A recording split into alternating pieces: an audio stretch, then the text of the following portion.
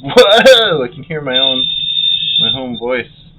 And we're finally started. D&D campaign, Meridian Falls campaign. Just teensy bit late, just a tiny bit past when we wanted to start. But that's okay, we're still here. We had some tech difficulties. That always happens. It always happens when you're a little behind. Is that, you're frustrated. There's 1,000 chords. I do this thing where I have my setup to run the stream, and then I have my setup up in a different room where I relax, and I play, just watch YouTube or do whatever I'm doing. But they share some components that I have to, there's a whole monitor that I have to bring with me downstairs and set up when I want to do my stream. So yeah, sometimes I get chords all tangled, and I should take a screenshot of the number of chords. There's it's too many. It's too many chords. Too many chords. Too many chefs. If you haven't seen Too Many Chefs, I don't know what to call it, a sketch video, if you will. It's like 20-minute. It's awesome, and it's insane. And it makes no sense, and it's amazing. So too many cooks, actually, not too many chefs. Too many Master Chiefs. Too many cooks. The intro song, As Long as a Full Show. Yeah, that's basically. It's like someone said, hey, let's take this really tiny, small parody idea, and then just get high on LSD and make an entire show out of it. It is something else. But it has aged well, I think, considering it is pretty old, but it's still good.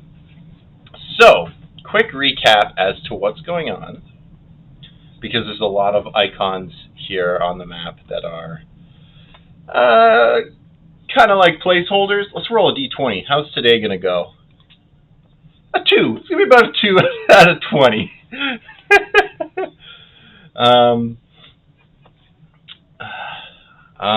So what's happening is our group of intrepid heroes are in the middle of a fight. It may have even felt a little railroaded, that I was just like, hey, fight happens, but they chased down the character. The character was running away, was following them.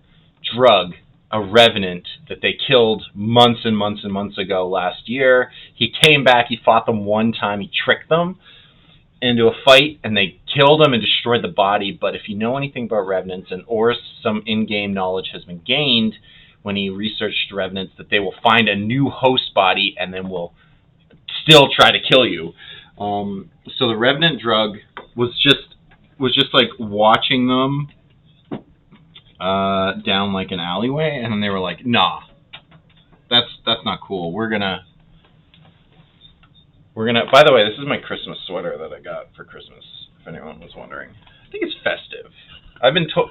Apparently, we're supposed to keep our lights up. I didn't. I took mine down already. But apparently, everyone's supposed to keep their Christmas lights up to keep, the spirits up through COVID or whatever. Because where I live, we're in real lockdown for the rest of the month. No schools, that kind of thing. Anyways, what I was talking about, related to the game of Dungeons and Dragons that we're playing, is they chased down this revenant who was originally alone, but then afterwards they found out that he wasn't quite alone. So they encountered him in an alleyway, which is what these pink lines are. If we can imagine this quickly assembled map, they're not actually trees here. This is all road and city The big black rectangles are like buildings and random like impassability walls, if you will. And then our characters are down this little alleyway, and some of our characters don't have proper icons, so they are just being represented with placeholder art. So Oris is in the back there. We got Blanford and Fjorn are up front. May is kind of flanking, and then our two unnamed characters, unfaced, if you will, are Rim, the rogue slash fighter, and Tango, the DM controlled NPC, who has yet to really do anything in this fight. But he seems like he's about to, because he's been, like, fiddling around with magical items, and he's currently holding a flaming sword and some kind of magical whip. So maybe he'll do something. I don't know. We'll see what happens. The large creature here, it looks like a blah, blah, blah. I don't know. That's placeholder art as well. This is a troll. This is a large troll. It's at about half health. It's looking bloodied, beat up. This revenant is the revenant we were talking about, Drug. His name is Drug. And lastly, they want in. They're like, let us in. I'm almost done the recap, and I'll let you guys in 2 seconds. And then lastly, we've got in the back is this mysterious fighter slash element to the fight that we're not quite sure about. Oh yeah, May has like a bunch of spells on her right now. She's got mirror image, the custom spell I gave her, Saloon's Grace, which gives her even more armor. She's got her natural mage armor, arcane ward, and then on top of that, I believe she's Oh no, sorry, Saloon's Grace is the concentration spell, and the whole thing stacks her AC way up, and she could still cast Shield as a reaction and have AC of like 20-something with resistance to bludgeoning, and she's countered 2 spells. She's basically just holding down the fort entirely during this fight. It looks like they really want to talk. They really want in. They're real mad. They're like, hey, we need to play too. We're the players. Okay, so we're gonna let our players in, and they can introduce themselves, and we can kind of headset shouldn't be picking up computer audio, not that clearly. Oh, they're talking about something else. Never mind. All right, I'm going to bring them in and we can start introducing people. Hey guys. 1 second. I cannot hear you because it likes to default my... There we go. I got you. You're in. We're in. You made it! You're in the stream. We're in the stream. We're gonna play some Dungeons and Dragons. Could you undeafen and unmute on Discord instead, so I could... Yeah, I did. You guys are in. Your Discord is in. You're officially on stream. You gotta mute the stream now, Faster. You've got to unmute and undeafen on Discord. Now you can hear yourself. Yeah, you're live right now. I know, but when you start the stream, could you please just unmute and undeafen so that we can hear you? I gotta do the intro first. Yeah, it's Twitch broadcaster. It's all good. It's frustrating for you guys, I'm sure. I'll try to do it quicker next time. I'll make the synopsis super fast, and then we'll jump right in. I'm assuming May is here. I know she's muted, but or Ezekiel is muted, I should say. May is not muted. May is I'm being here. badass. So we'll do our quick introductions, and then maybe the title of this episode may or may not even happen, because that's always the way these titles go. But oh, absolutely. We'll make sure it doesn't happen. Don't worry. All right. So I'll try to go top to bottom here. We've got playing May Galanadel, the young elven girl, as well as Rim, playing 2 characters. If you'd like to introduce yourself. Ezekiel, I'm playing Rim, a young elven girl, and also a young elven boy. May is a wizard. She's pretty good at it. She's smart. little but headstrong. Rim is kind of everybody's apprentice, so he's kind of learning. He's got like some rogue and some fighter, and he's trying to figure out what he wants to do. Barbarian. Awesome. Yeah, become a barbarian. Come on, follow in Fjord's Maybe, footsteps. yeah, you a guys. couple levels of everything, maybe. Why not? Just mix them up. Next up, we've got Blanford Knitfable, our bard. Hi, I'm Falsar. I'm playing Blanford Knitfable. Sometimes I'm Zosimus Hornswallow. How that works is a little complicated. Having kind of a panic attack because Tessa's around and she only knows me as Zazie, and I don't like that. And I've got people who know me as both, and this is messy. And there's Drug over there who figured out the whole thing, and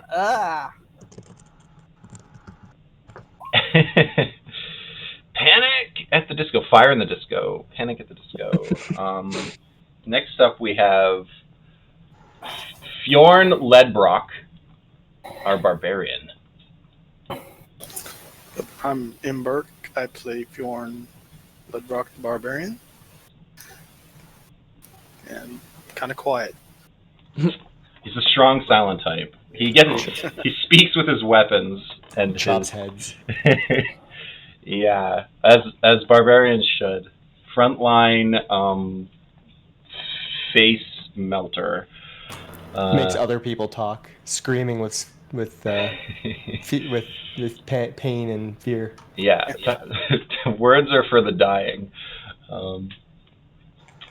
Lastly on my list, not last in any other regards, we have Oris. You're gonna have to remind me on the last name. Lackenpar. Lackenpar. Yes. Just a jumble of syllables, like any good D&D name. Well, no. A lot of them are like joined words or whatever you call them. Anyways, yeah, I'm Stop Shulking. I play Oris, the monk. He doesn't like killing people. He'll fight for his friends, but he still struggles with killing like humans or humanoid like intelligent beings, and yeah, that's his thing. He's also kind of aware of the Revenant's trap, so he's hiding out in the main street, not getting lured into the trap, and kind of like just letting everyone else fight. He's fighting, but he's just like staying out of the range of any traps potentially. Yes, because he wants to. For anyone curious, the Revenant's target is Blanford and Oris, but mostly Oris, and not by his fault really. He like more or less accidentally killed Drug, and then wanted to save him, but didn't have an opportunity. Back many months ago, back like I don't even remember, June or something last year, maybe even earlier than that when we first started. He was an NPC that played with them, and then fought them, turned on them, and he was knocked out or whatever, and he accidentally bled out while the rest of the fight was going, and they wanted to save him, but in his mind, well, his intentions seem clear now that he is a revenant trying to, kill you guys. So, if you guys are ready, we are already in the middle of combat. I kept our turn orders. I have them ready for you guys. I remember the damage that's on the characters. So far, the troll is definitely bloodied. Also notable for anyone watching, these trolls are wearing armor. They're wearing plate and wield a giant great sword because they're large, giant creatures themselves. But we've since learned that giving armor to these creatures is not that useful because heat metal has been MVP. So we will see what happens. You guys technically get like a full round, everybody going, and then we'll see what these enemies can even do, if anything, to stop you guys. So, if we're all ready, we're at the top of the order.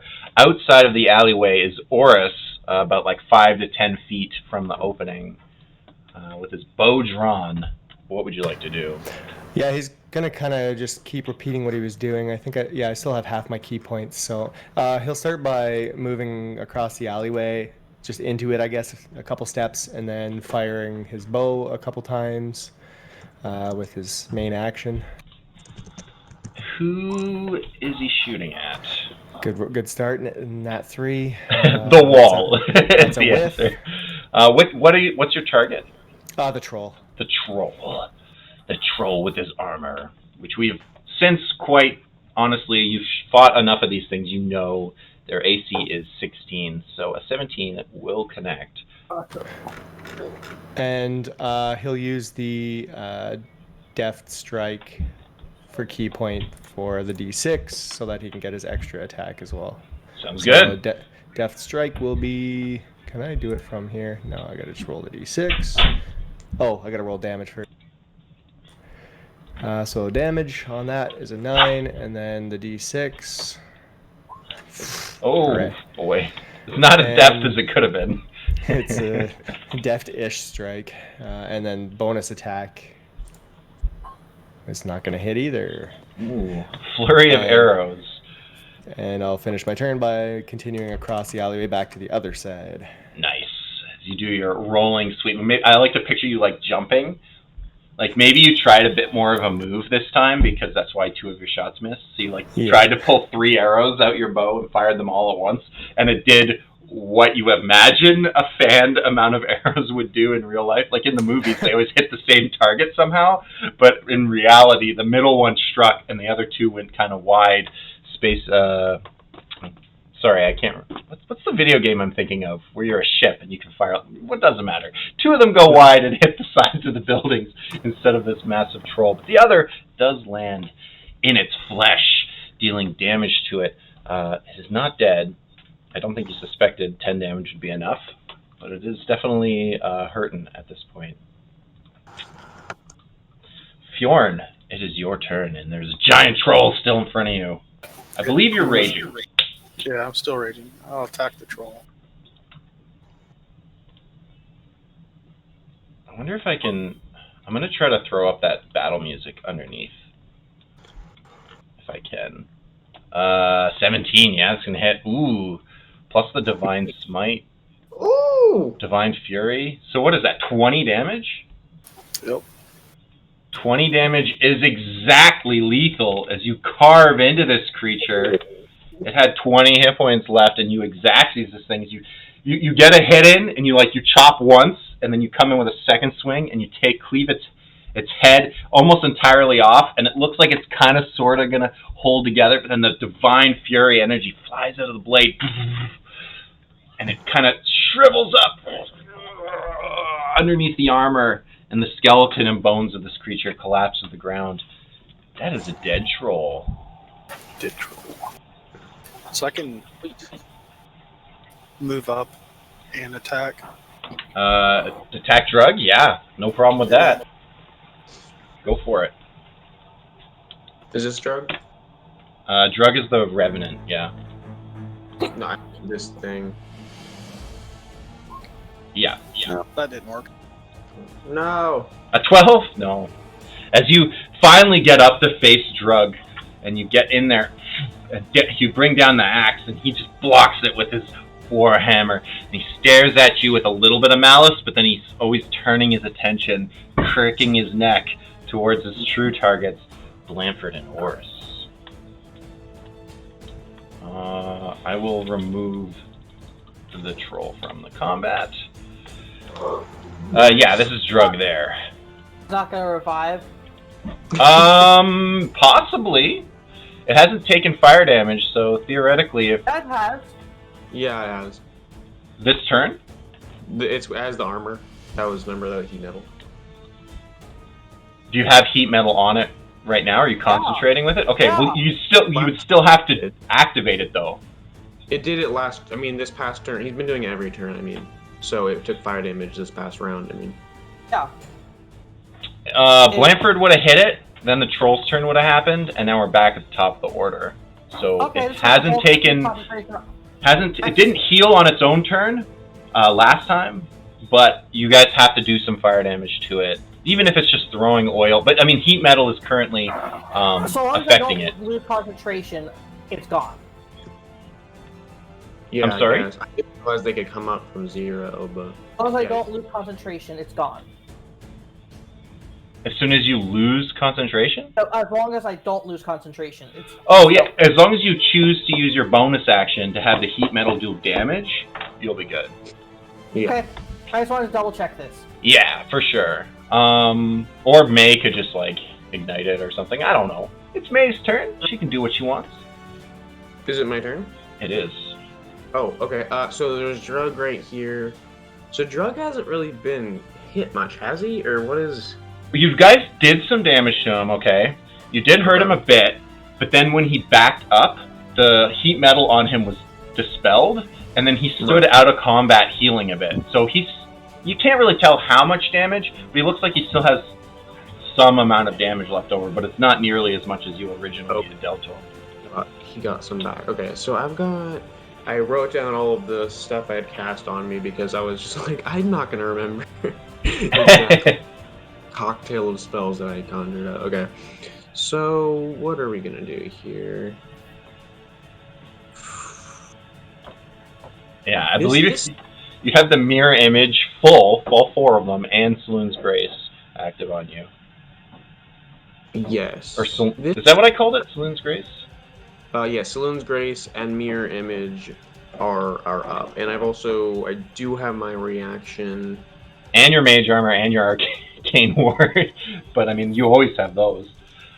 Yeah, well, yeah, I have those. I just, like, if I can use my reaction. I'm gonna...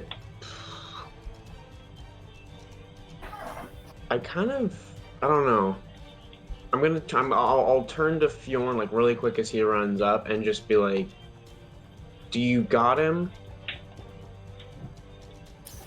Yeah. I can. Okay. Then I'm gonna go over here. Sure. I'll say there's enough room that you can get around without invoking opportunity attacks. Oh, really? Okay. I'll definitely do that. Then I'm gonna go over here. I'm gonna attack this dude. This is the caster person, right? Yes. Okay, so first, obviously, I guess I would want to glance around. I don't think there's anyone else, but... Yeah, you finally break the alleyway, and you can see from the left to the right. You check for any other possible threats laying around. Let me just do a quick roll to see if you guys have... Because, I mean, you can see all the way down the alleyway, so there could be... Let's see what you see, at least.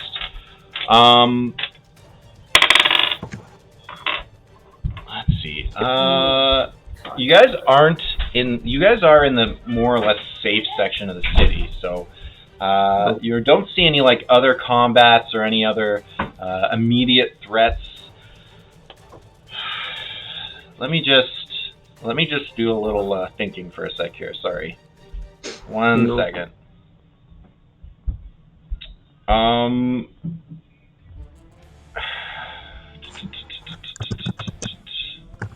How much is left?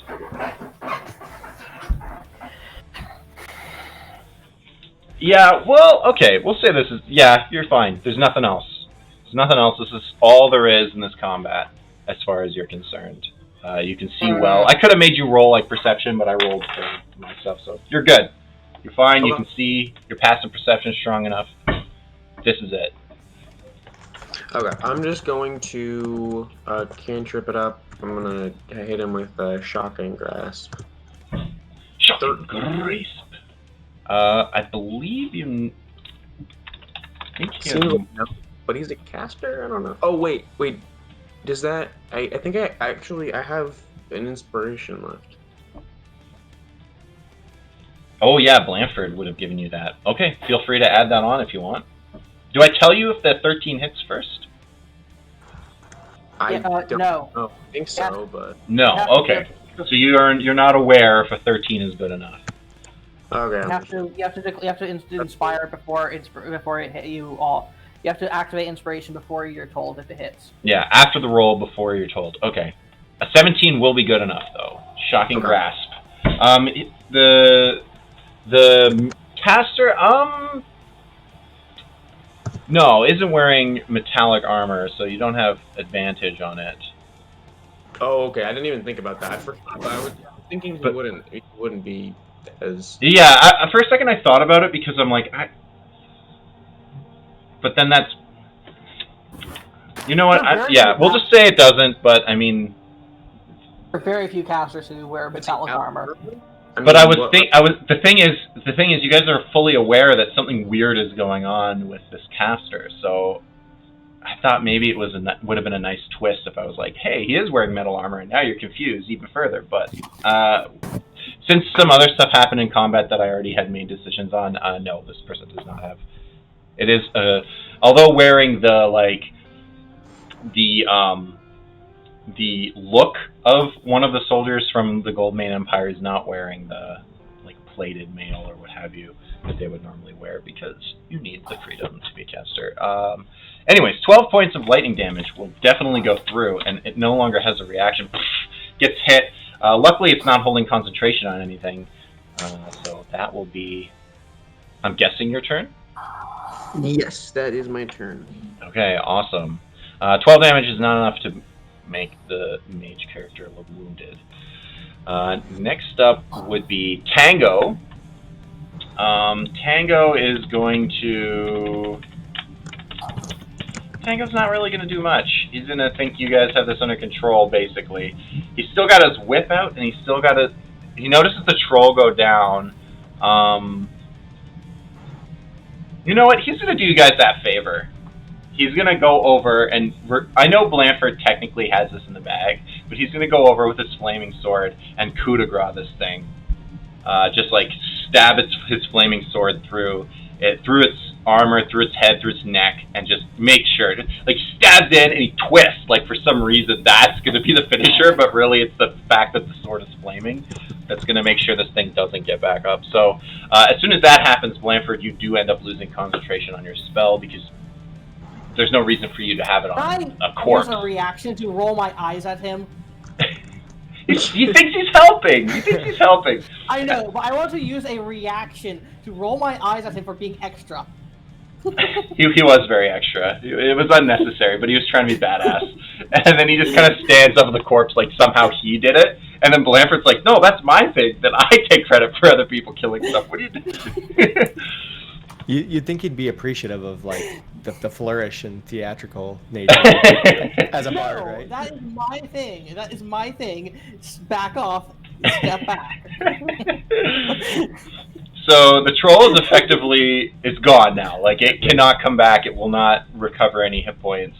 You know that enough about trolls that fire is all it takes at this point. Or, well, technically there's another thing that would do it, but you guys have never encountered that elemental property yet, so we won't discuss that.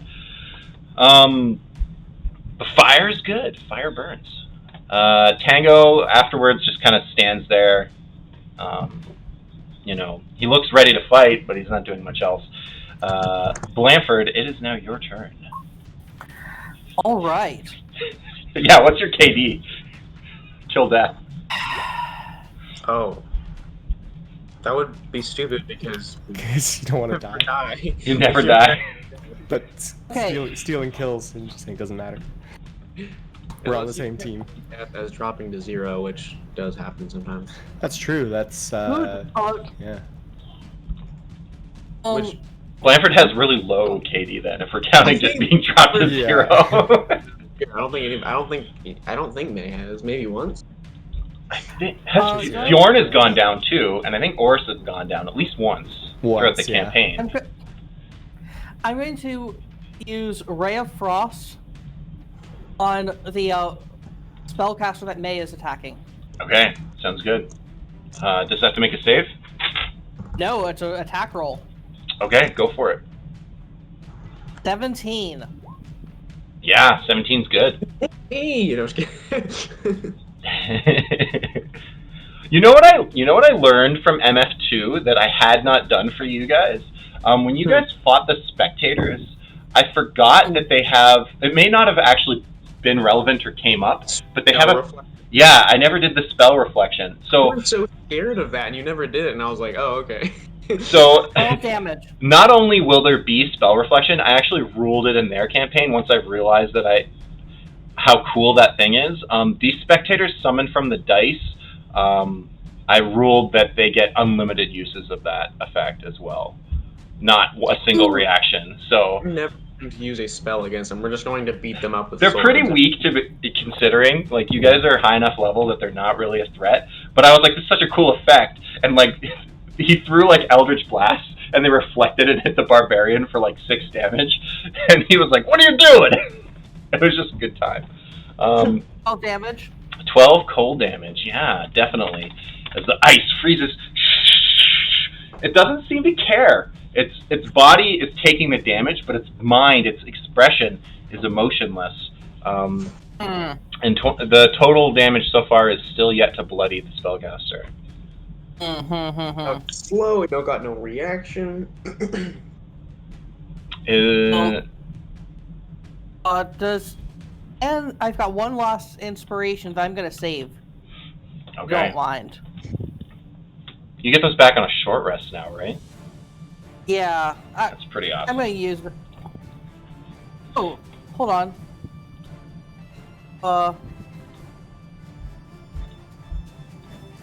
Yeah, that'll do. That'll do, pig. All right. To finish up the PC's turn, we got Rim in the back row. Yeah. Okay. Rim. I think he had his bow out, right? Because he's in the he had his bow out because he wasn't next to the troll. So he's gonna just shoot Drug because he doesn't want to hit May on accident. Sounds good. What is his bonus to hit? +5. He sucks. He's like a low level character. 14. Does a 14 hit Drug? No, because Drug is wearing the plate mail, right? He's a revenant, but he's like souped up. It hits against his armor.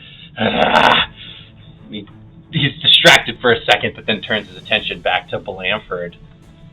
I guess. I don't know. Should he use Action Surge? Why not, right? Maybe. You are afforded the sneak attack if you do hit. Yeah, that's the thing. He's right there. He'll do that. He'll do. Nope. He just keeps shooting. He's providing cover fire. He misses, but he manages to hit the 2 spots that Oris missed with as well. He's like mimicking Oris, but like in the wrong way. Oh, whoops! I split a couple of your arrows, Oris. Oh no, not recoverable. Drug's turn. He did take damage from... Did he actually take any damage? No, he didn't. I believe... He's also Fjorn missed, right? Yeah, I missed.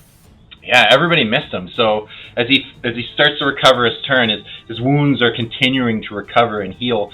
I'm going to have to make a roll here to see if he even cares at all about... What are you guys doing back there? Kill that idiot! Let me just look. I know I missed some stuff on the Revenant stat block before. I just want to double check if he can do that glare again, or if you're immune forever. Because sometimes when you...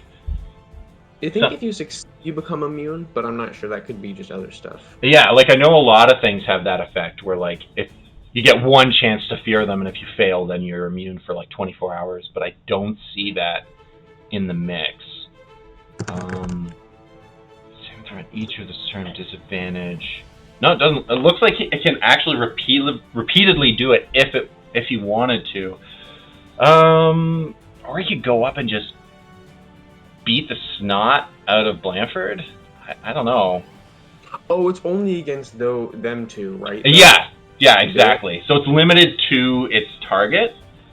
Okay. But it's not limited to that 24-hour immunity effect. I think he will fight. He will stay on Drug. He is Drug. He'll stay on Fjorn for this one combat, but he's got this eye on Blanford. Like he's going to ignore the combat very soon, but just out of like I guess he gets this like flash in his mind of like the fight that because there is this rivalry between Fjorn and Drug, but it's not his like true target, so he doesn't get any of the sweet bonuses because you aren't his what's the word? His grudge. The target creature is his Come on, what's the word? What's the word they use in the text? This Sworn vengeance. So he's just gonna attack you with his like just regular attack style.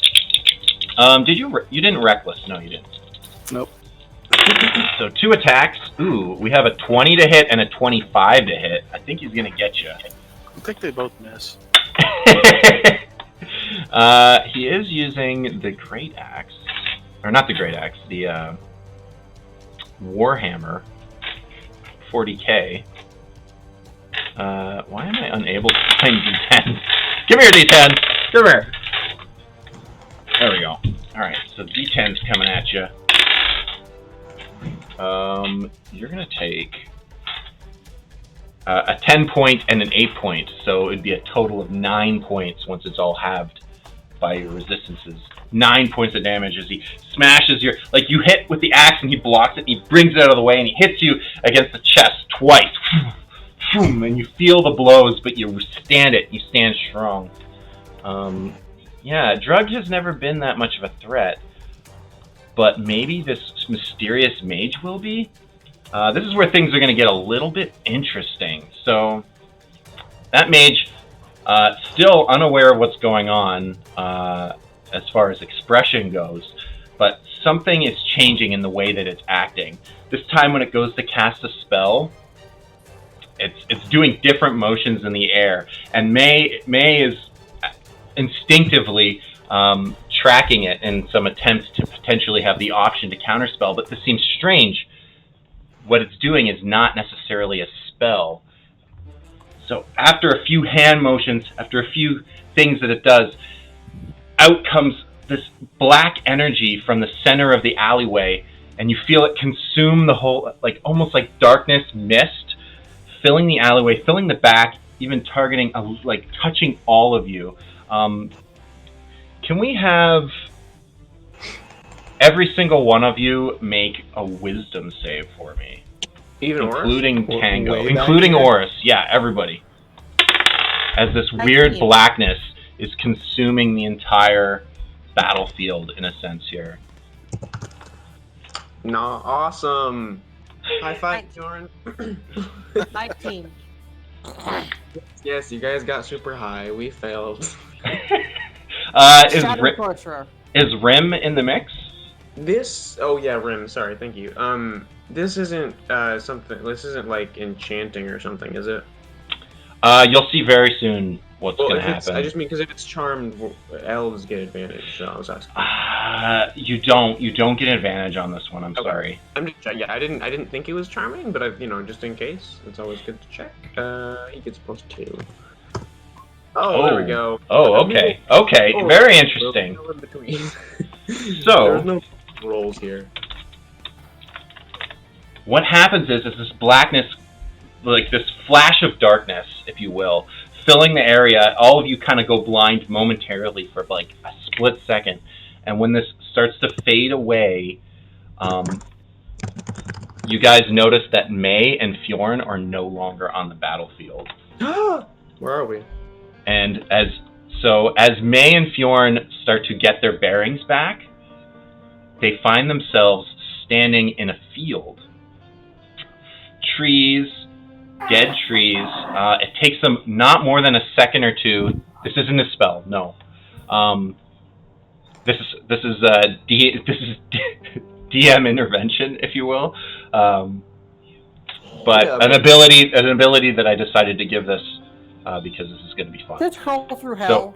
No, you're not in hell. It takes you a half second to realize where you are because you've been there before. You guys are in the Shadowfell. Oh. You're reminded of the travels you did in the Shadowfell. You feel the weight of it on your bodies. So I'm just going to like grab the two of you and kind of pull you off to the side for a second. As the fight is now splitting, you guys are technically out of initiative. I'm going to pull you out of the initiative order. May and Fjorn are now the only ones in the Shadowfell. You don't see a portal, you don't see any way back, you don't see any rifts. You're just standing there in this field, but after a few seconds of getting your bearings, and we'll go back to the turn order of everybody else in a sec, you see in front of you a familiar face. About 100 feet away, you see a man standing there. He is wearing armor, and he is Corbin, that man you have seen before, that the supposed BBG, big evil bad guy that I never use, is there, and he's wielding in his hand. I meant to look it up. Do you guys remember what I called that sword? I want to call it the Dusk Blade, but I forget. It's on the wiki. I forget. If you guys look it up real quick, I'll correct myself. Otherwise, I'm going to call it the Dusk Blade for now. But you can see, yeah, it's the limp noodle sword that he's got in his hand. That black, shadowy blade. It looks like it's glowing darkness. Oh, it had the word glow in it. It was like night glow or something like that. Doom Glow? Or... Doom, maybe. Hang on, I'll find it. It's right here. The website's back up, by the way. Yeah. It's been down for months, but I put it back up. Null Glow. Null Glow. Oh, that's such a cool name. That's way better than what I was saying. Null Glow? Like a null, like GN? Like LUNN as in non-existing. Oh. It's probably souped up in the Shadowfell. I feel like that's the kind of weapon that would have like a Shadowfellian powers. In Shadowfell, it would be like an extra +1 or 2 or something. And in addition to seeing Corbin there, you see beside it a creature that I'm hoping none of you have encountered before. So this should be exciting. It's a large creature, so if you can imagine, it's 10 by 10. What does it look like? It looks fleshy. It looks sinewy. It looks thin. It's on all fours, like it's long, very long arms, almost like the length of legs. Long, thin legs. It has bony back. It's like a kind of a gray color to its skin. It has long black hair, and its face is missing. There's just like a void in where its face should be, almost like one giant mouth that's closed currently. The Null Glow? That's what I heard when he first said it. Like gnolls? Like those stupid little creatures? So the two of them are standing there and apparently maybe have been waiting for you guys. And he smiles and he has this look on his face. You said there's him and there's two other people and they're like Endermen or something? There's him and this one creature that's sort of like an Enderman, but like on all fours, if you can picture it. And it looks very like flesh, whereas Enderman might look kind of like misty and non-ethereal maybe, or ethereal. This looks like it's physical form.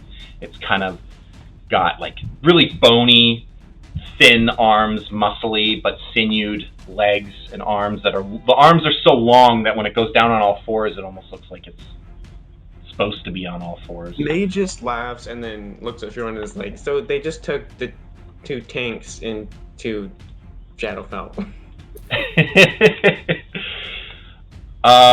So Nice. what I'm gonna ask for you guys actually. I feel worse than them, honestly.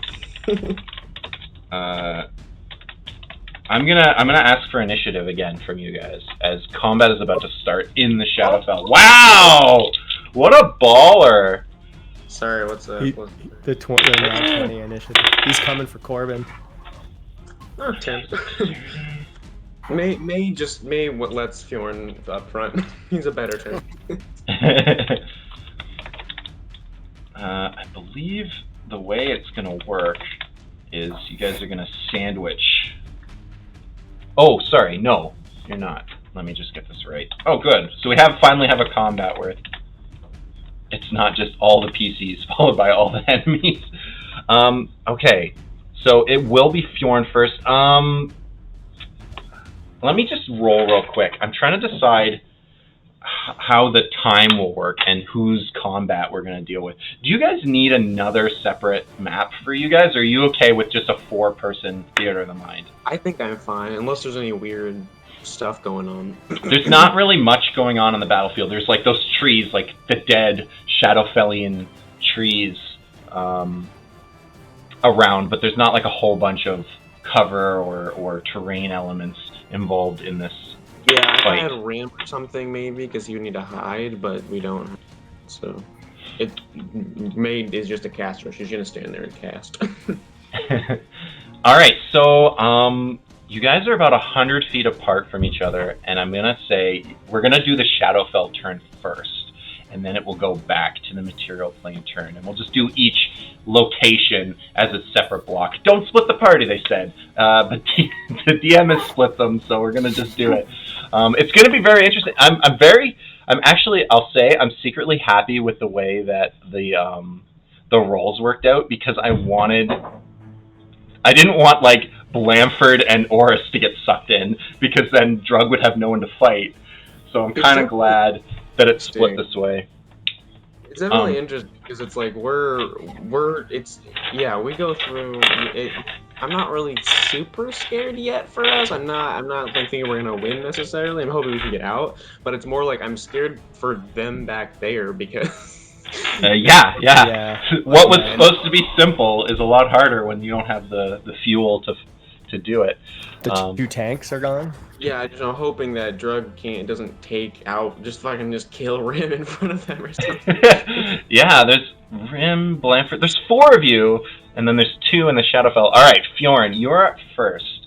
There is this weird creature you're unfamiliar with, and there's Corbin with his no glow sword in hand, 100 feet distance. You said 100 feet? 100 feet, yeah. All of them are 100 feet? Yes. So I guess the only thing I can do is move up 640, right? Sounds good, yeah. And I guess I can toss a javelin. Do 2 if you'd like. Yeah, go for it. Are you throwing it at Corbin or the mystery creature? Yeah, it's Corbin. I'm actually gonna.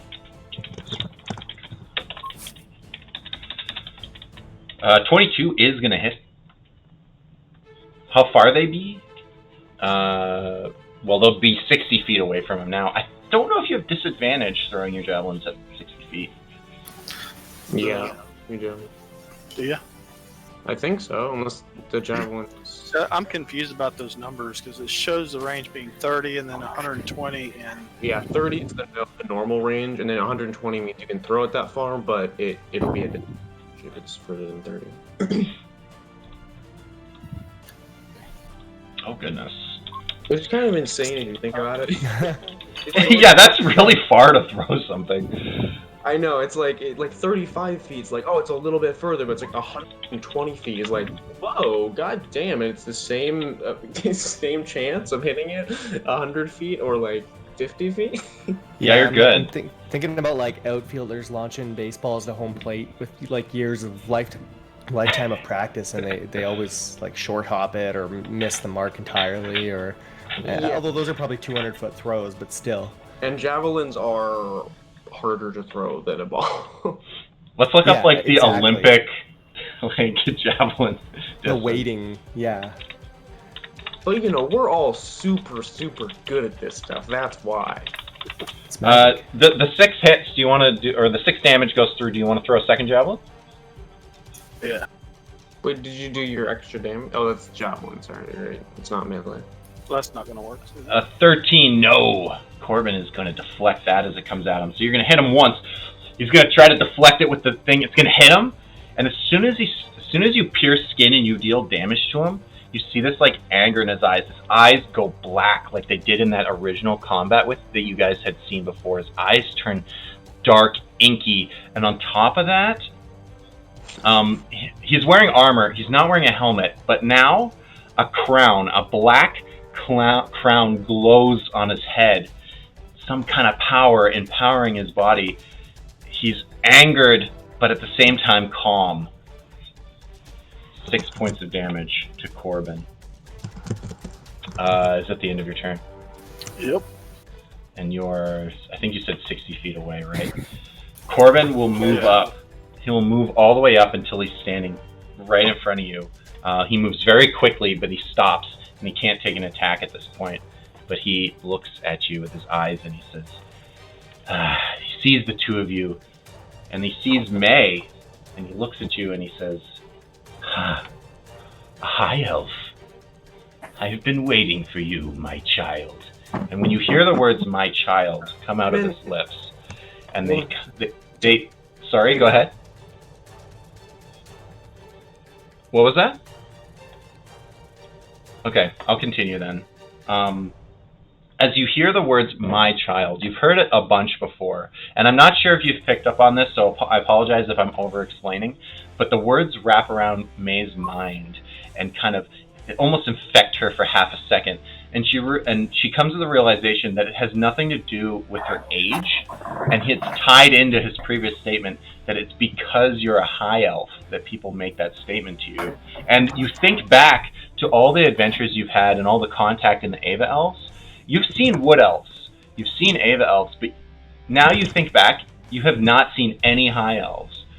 And it might possibly be why people have been making that, calling you my child, relating to your bloodline, importantly.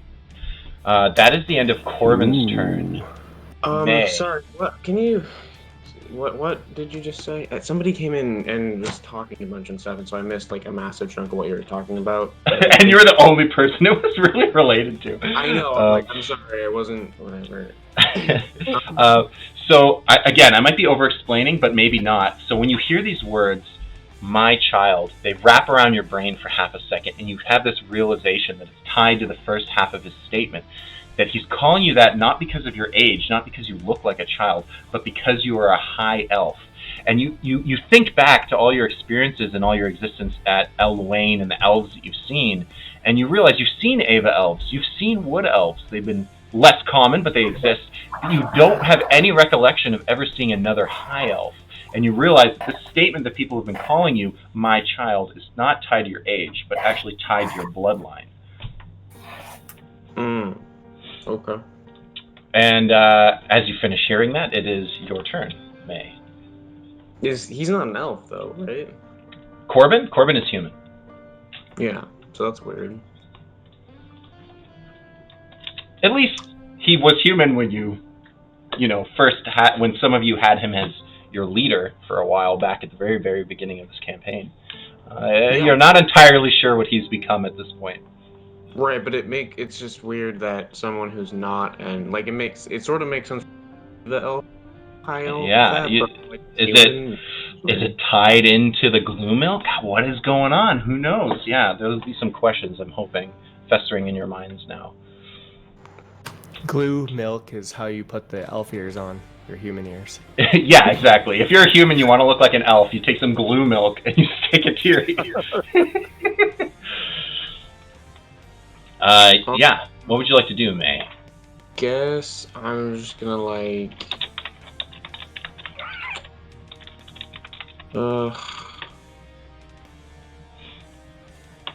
I'm gonna do. Oh wait, no. Well, actually, I'm gonna do chill touch. Okay. On him. So Corbin's 40 feet away. Yeah, you can easily hit Corbin with anything that you're doing. That's plus 7, I think. Yeah. 17. A 17 will not hit Corbin as you cast that spell against him. He puts his sword up and it strikes against the sword, and you kind of almost see this glow around him, this darkness force fielding him beyond just the magic of his sword and his natural ability to dodge. A 17 does not hit Corbin. The hand, I guess, the chilled touch, the skeletal hand appears out of nowhere and tries to attack him, to no avail. Okay, that's it. That's it for May? Okay, so the last thing we get to see is this creature, this large beast. I guess you guys didn't try to identify it at all, so I'll slowly sprinkle in more information about it as we go. It gallops up on its hands and legs, and it moves into range so that it is beside Fjorn. Actually, it's going to kind of pass Fjorn without getting too close to him, and it's going to be kind of standing in between May and Fjorn. And it's going to turn its attention to Fjorn, and it's going to open its mouth, its face, its entire face. As you look at this creature, you see it. It's kind of unnerving the way it looks as it opens up its face, and it just becomes like this rim of a head, and inside is this purplish blackness, and it beams out towards you. And as you are engulfed by whatever this magic is, whatever this effect, I'm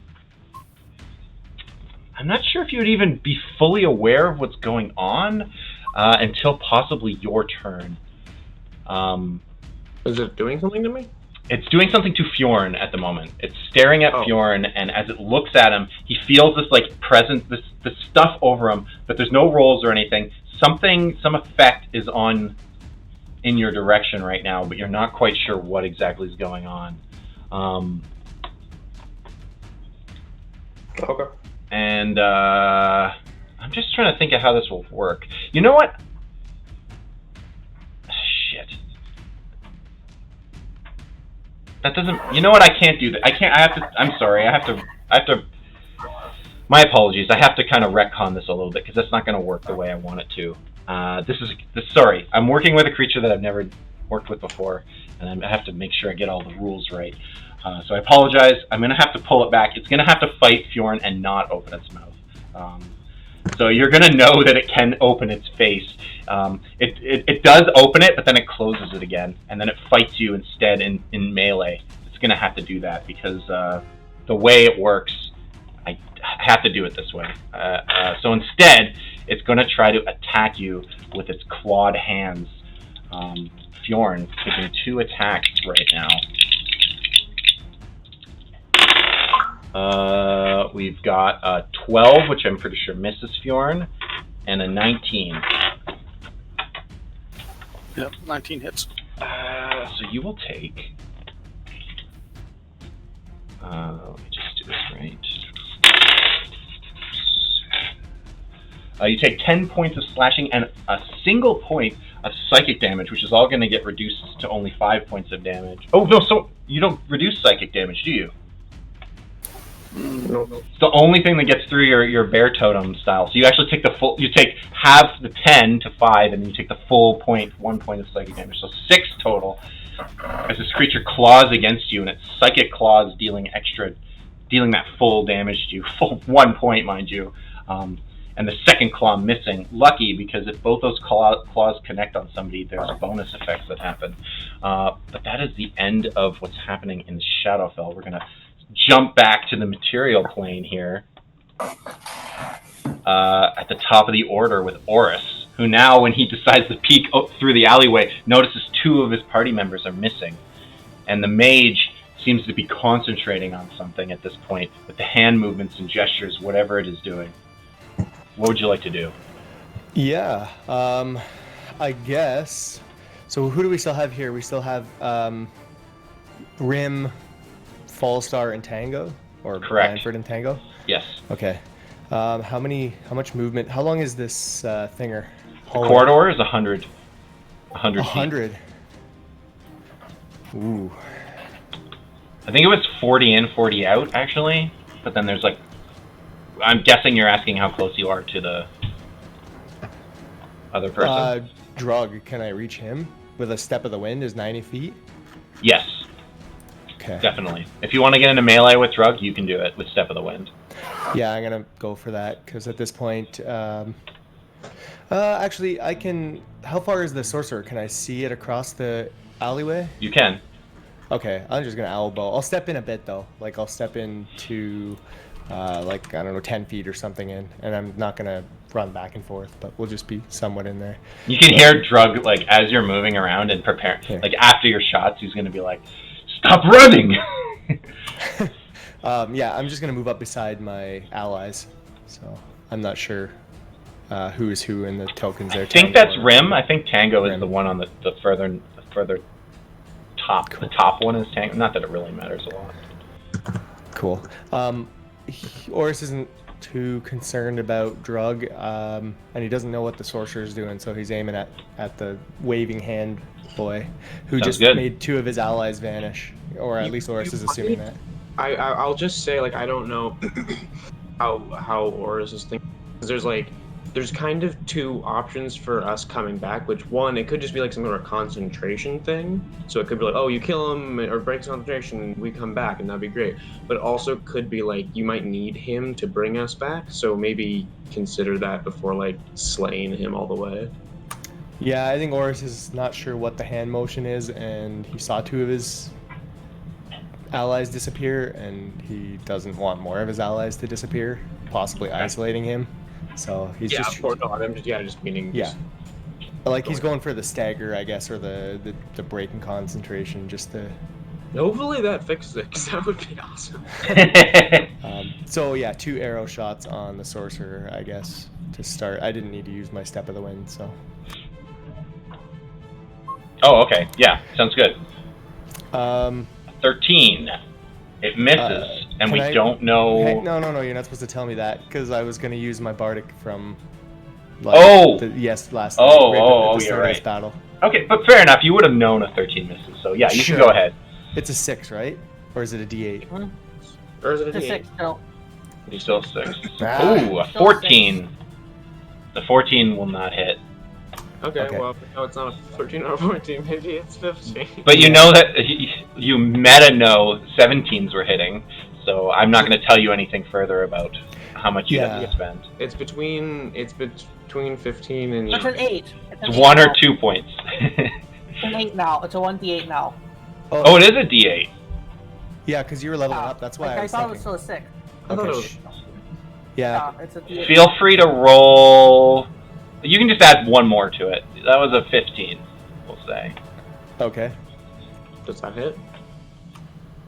Is it still a miss? 15 hits. I did that to myself. That's my own fault. You're like, oh, what? I'm like, what is this? The armor class? Ah, damn it.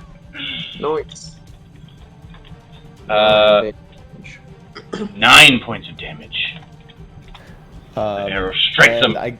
I guess if I use the inspiration that I got from like 2 sessions ago, the non-bardic one, the real one, Yep. would that apply to 2 shots, like both arrow One shots? roll will be at advantage. Just 1 roll. Okay, Mhm. so like there's Get advantage.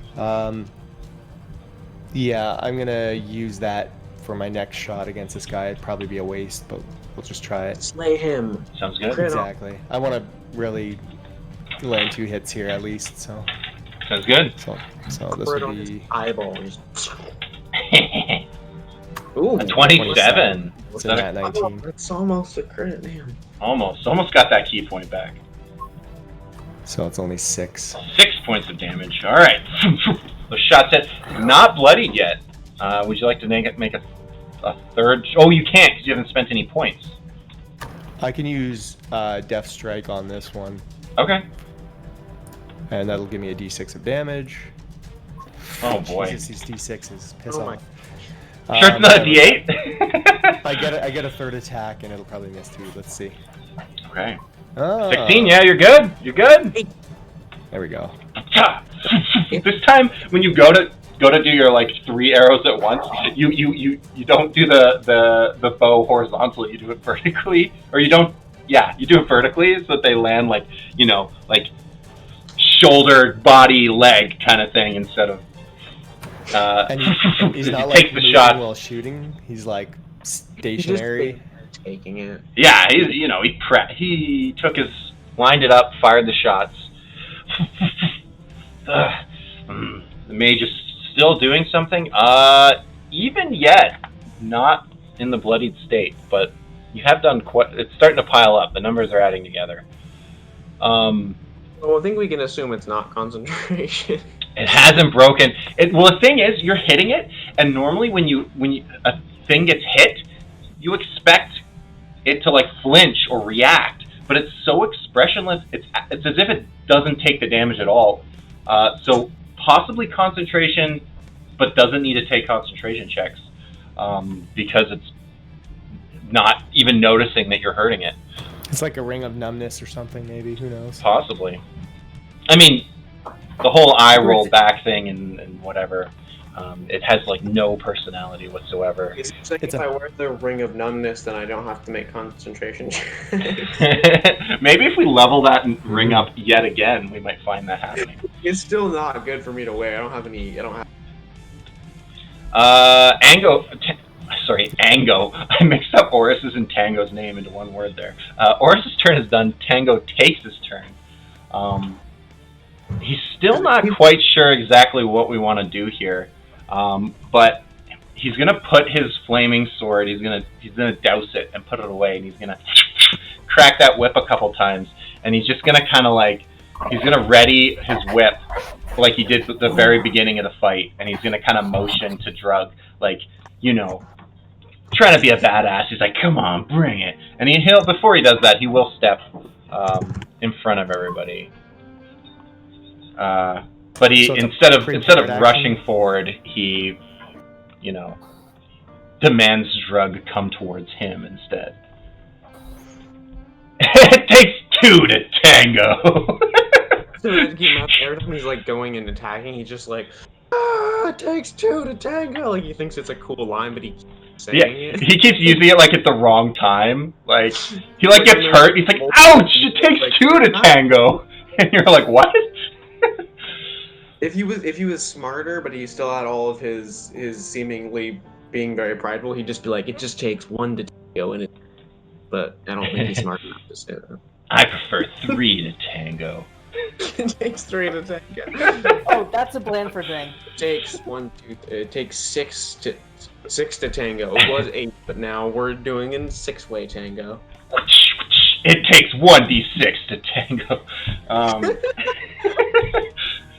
Grab his shit and let him die. Just everybody back up and let him die first.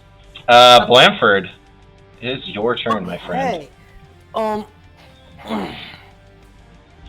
well, if that ring of numbness helps with concentration checks, I'd like it. It doesn't yet, but maybe Yeah. down the road. Also, it's better for somebody with higher con because it gives you bonus to based off of it. See, the thing about not feeling pain though, you would still be like panicked. Like your mind would still be aware that you're getting hurt. Well, But whatever this thing is, like it's almost like it doesn't even know it's standing there. Like it has no like consciousness. So like what is concentrating, you're not sure. Or possibly, I mean, you had some guesses before, maybe it's not the thing casting the spells. Oh, I meta know what this is. I doubt it, I made it up. No, I meta know what this is because of I listened in on M2 and Oh yeah, you may actually. It does have some tie into some of what we've learned from MF2, so you might kind of sort of know what's going on. I meta know what this is, and I'm going to not do what I think is the correct thing. wait, what is what? You know what is? Well, there's been some information in the other campaign that, like, if you guys were watching each other's campaigns, I try to tie in the lore into each other. For example, right now they're fighting. They're not aware because they don't watch your show, but if they did, right now they're fighting a strange character, cloaked figure, who just opened a rift into the Shadowfell and summoned some zombie ogres and a zombie beholder, and they don't realize that that's connected to something that you guys have witnessed in your game. So yeah, technically, if you guys watch each other's shows, you'll get hints on what I'm doing. I would watch theirs more, but none of their. I used to try to watch it more, but I'm like, none of them. It was actually really interesting because Mandrake actually came back and they played 5 people. Oh, that's awesome! It was actually pretty awesome. There are 2 sorcerers that were very similar, but that's okay. We went with it, and it was actually a ton of fun. Oh, they're the same character. They are the same character. They're very similar in nature because one is very like, I'm gonna cast the sky's self, and the other one's a changeling. So they're like both like, hey, look, I could change. The other one's like, I could change too. Hey, we're both really squishy. Okay.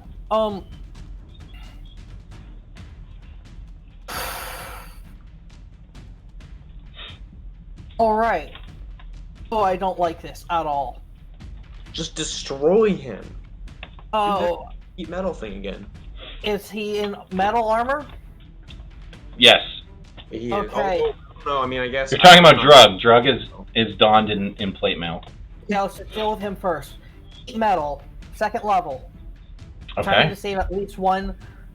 Oh, he's got a counter spell. Oh, I can't counter He spell. I has don't spell have magic, I think. counter spell. He hasn't... I'm gonna, He might he might just... be out. He might, but he hasn't actually done that. He's only dispelled magic. He hasn't counterspelled before. How many 3rd level spell slots does this guy have? He says to the person with meta knowledge on what this might be. Well, yeah, he's also used more spell slots. Honestly, the thing is, the 2nd level, he'll have to use a 3rd level spell even if he does. So it's better because you're using more of his If this power. is a battle of attrition, it sounds like a good play. I'm gonna use heat metal on Drug at 2nd level. Okay, you cast it on him. You're currently holding concentration. You may roll the fire damage. 7 7 points. damage. You know, Okay. he's had a lot of turns to heal, so like He's dead. You know. But the fire damage is good because it'll keep his. You know that turns off his heal on his turn.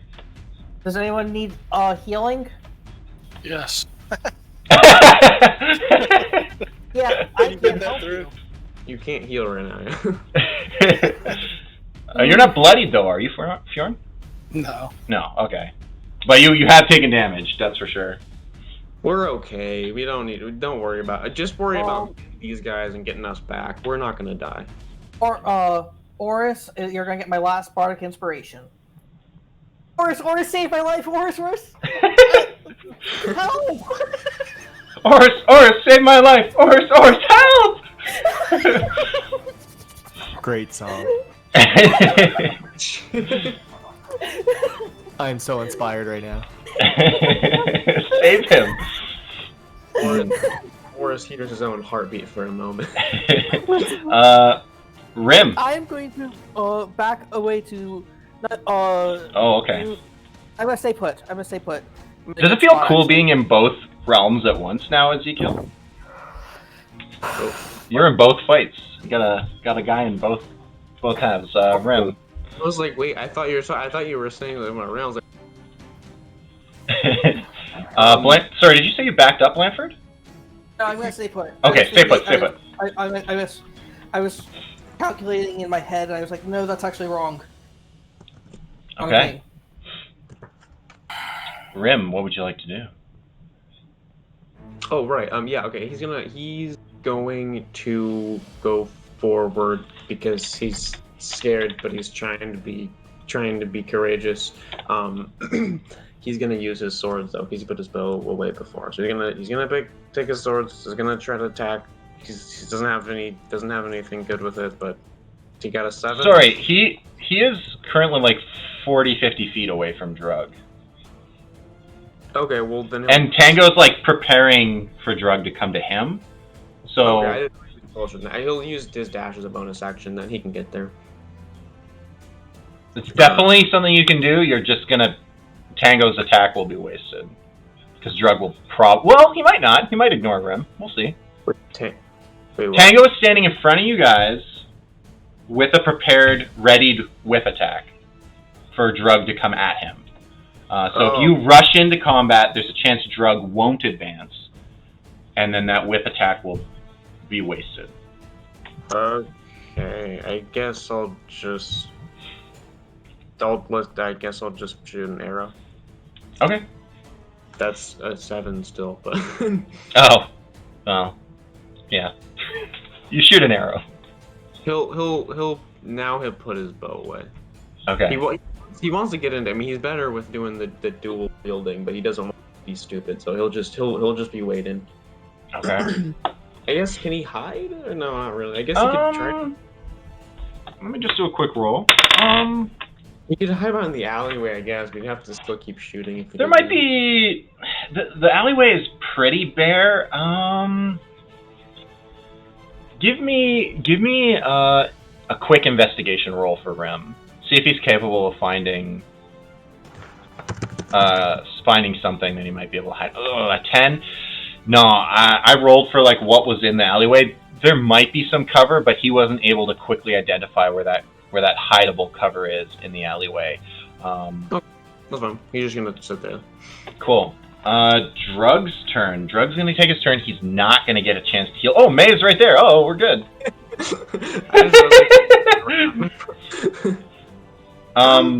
Bitches!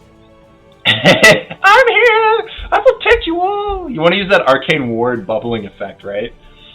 Oh, I wish I could. That's because, like, that's the annoying thing is Fjorn is kind of, I mean, unless we get down low, it's kind of useless to use on him because he already damage and stuff most of the time. So it's like, it's more for the other people, like Squishies, Lambert and stuff, where it's, yeah, but I still Alright. Squishy people. The really squishy people. Drug's gonna move up. He's gonna move up, and he's gonna, like, rush forward, but he's only gonna get about 10 feet from Mr. Whip Sauce here before that attack is gonna come out. Because we all know a whip has 10 feet range, right? Crack, crack, snap! And as the whip goes across and strikes against his revenant skin, let me just quickly look up. Because we all know that every single magic item, everything that Tango has is a bloody magic item. Oh my god. We needed him dead so badly. Just let Drug kill him. Just cut him in half, Drug. Just really quickly, just quick. No. The way to save happen is Drug dies with Tango doing death saves.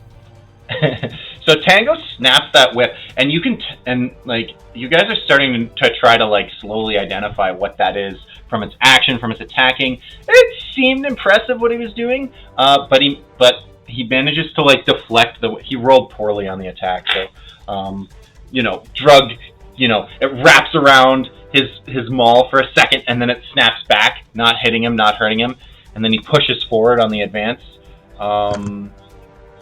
We're gonna put him, like, right in combat here. Save me!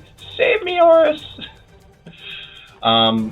He's gonna get into combat there, and he's gonna throw one attack. He's gonna attack Tango for attacking him, but he's gonna drop one attack on Blanford as well, which has a bunch of extra effects because he gets extra bonuses when he swings against you. So we'll do the one against Tango first. Oh, nat 1, of course. When the DM's rolling for his own characters, it's a nat 1. And then he goes for Blanford. He rolls a 22 to hit. I think that's going to go through. Yep.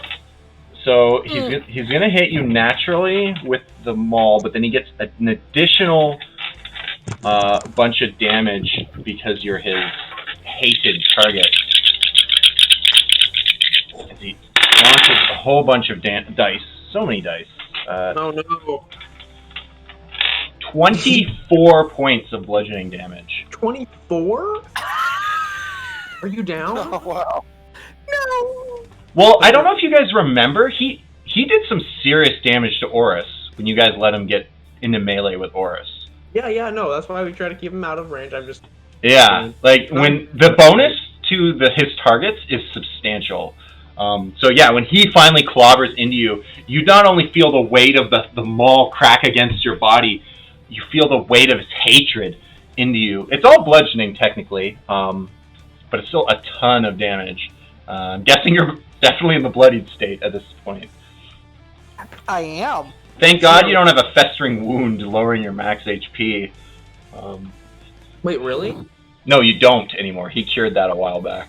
Thank God. I was like, wait, what? Oh, my concentration is probably broken. I should roll for that. You can roll for Yes, it. you have to beat half of it, so you have to beat a 12. On a what? A concentration save? Yeah, you're, I believe it's con. Yeah. Constitution. Concentration. 30-20. Nice. Oh, there you go. There you go. So you're holding that heat metal. His body is sizzling, and he just ignores it because, he borrowed the body. What does he care? And lastly... You almost failed the save, but you can smell just burning flesh, and you're just like, no, you're gonna die. It's disgusting. The mage is going to take his couple steps forward, and he's going to start preparing some more spells. Because he can do stuff while doing stuff. What spell should I have him cast? This freaking mage cheated me out of a kill. Okay, we're going to do... He's not going to dispel the heat metal, if you're worrying about that. He's going to cast I would this. think- Instead, he's going to prepare and cast Scorching Ray at only its 2nd level. I believe, how many attack targets? 3? 3. Mhm. So we'll hit everyone focus on all except one for person. Rim. No, sorry, we'll leave Blanford alone. We'll try to spread the damage around a little. We'll have one on Tango. I'm sorry? You could focus them all on one person. He could. But lucky for you, it's possible that whatever's casting these spells is not entirely aware of the battlefield. Might not have a complete understanding of what's going on. So we're gonna have one on Oris, one on Tango, one on Rim. I mean, what makes sense is the bag of person that's closest to him, but if they don't know what's going on. Good enough to hit you, but not good enough to... Yeah, it's not entirely sure what's going on with this mage character. So I'll do Oris's first... Tango! Let me just double check how I... Don't break any of his magic items, just kill him. I kind of forget how to do this. How do I do it? How do I know what the attack roll is? All right, Well, I'm just gonna do it. The person should have a spell if they whatever their spell. Yeah, they should. Okay, so Oris a 10, Tango a 21, and Rim a nat 1. All right, so it's gonna miss everyone except for Tango. He's the only one that's gonna take some damage And here. then all hit Tango. As the beams come flying, Oris manages to dodge out of the way. Rim does a sweet move. He like kind of mimics, like the two of you are like in sync, kind of like doing your moves together, evading the blasts. And then the Tango is busy like trying to look cool with his whip. He takes the strike. Some amount of fire damage to his body. I feel like Oris actually is like dodging properly, and there's a nat 1 on Rim, so he thinks he's doing the same thing, but he actually screws it up. It's just that it's like, oh, I did it too. Or It's just so wide, it almost hits Drug in the back. Like, it's so bad. Or it's like, good job, you sort of dodged that, yeah. So Tango takes the some amount of fire damage. Honestly, not too much, but enough to annoy him. As his coat, like, he has to like bat out his coat real quick because he cares about that more than the damage. His poor coat, it must be magical or something. All right, as the material plane kind of shifts, we go back to the Shadowfell combat. At the top of the order, Fjorn, you have Corbin and this creature, which you kind of now suspect may be some form of aberration. That's all the information you're getting off this thing. Oh, I have Dispel Aberration. Just kidding. You have anti-aberration magic. Just dispel aberration immediately. Does anyone dispel it? But Fjorn. I'm still raging. Oh yeah, you took damage and you attacked. So you're definitely raging. Let's see. I'm gonna turn and attack the blob. The creature? Yeah. It's not really blob-like. It's more like on all fours. I would argue that it looks like a giraffe with a really short neck, but all like flesh instead of. Yeah, I have no idea what this is. There's a lot of weird aberrations though. So I don't know all of them. I got the inspiration from this creature from a book I suspected you haven't encountered. So I was excited because I'm like, May will have something new to encounter, and aberrations are just weird anyways. Yeah, there's like the ones that ever. Oh, 15. I thought it was 15. undead. I thought it was vampire. Mind flayers and beholders and stuff. 15 strike that. Oh, sorry. Oh god, I forgot I retconned that. Never mind. I was like, oh, you have that beam on you. No, you don't. You don't. You're totally fine. 15 normal attack. 15 will not hit this creature. As you go to attack, its sinewy like arms move out of the way, and you don't land a blow. 15 not good enough. A 23 definitely good enough as you strike this creature. 11 points plus another. So that's 20 actually. 20 total damage, including your rage. Your rage is still +2, right? Yeah. Okay. It's not a D8 like we learned with some bardic inspiration.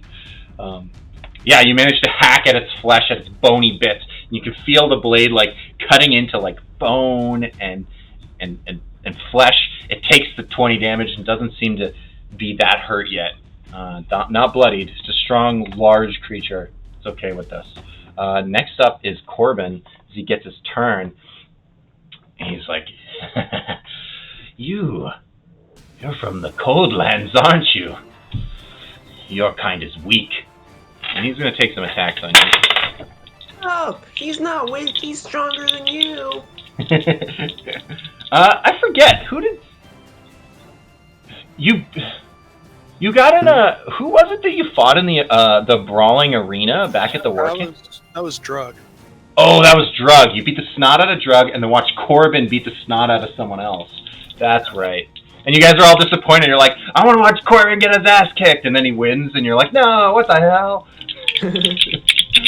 Okay, so 2 swing-a-ding-dings. A poor roll and a 14. 14 I don't think hits you. Nope. Alright, so he's swinging that crazy blade at you, and you're managing to get out of the way, but you feel like, as it comes near your skin, you feel it like almost like a heat, but yet you know it's like not fire, it's like it feels like a heat, but like it's a different kind of heat, and it almost like gives you some PTSD flashbacks to back in the day when you lived in your homeland before you got torn away and dropped back into this continent. We haven't delved too much into that backstory, so I'm not going to spoil too much for anybody else in the party, but I think you understand. It gives you this memory of an old god. Moving forward, May, it is your turn. Okay. So... I don't know. You're about 20-ish feet from the creature you don't know the name of that I accidentally almost said, and 40 feet from Fjorn and Cor. Oh no, it had to melee. I keep forgetting that I retconned that. You're 40 feet from everything. I keep forgetting that the Woe Shredder. I should have had a map for this. Yeah, you're 40 feet from everything. Fighting. Yeah, they're both. Wait, are they both on Fjorn now? They are. Yeah, they're both meleeing Fjorn. Okay.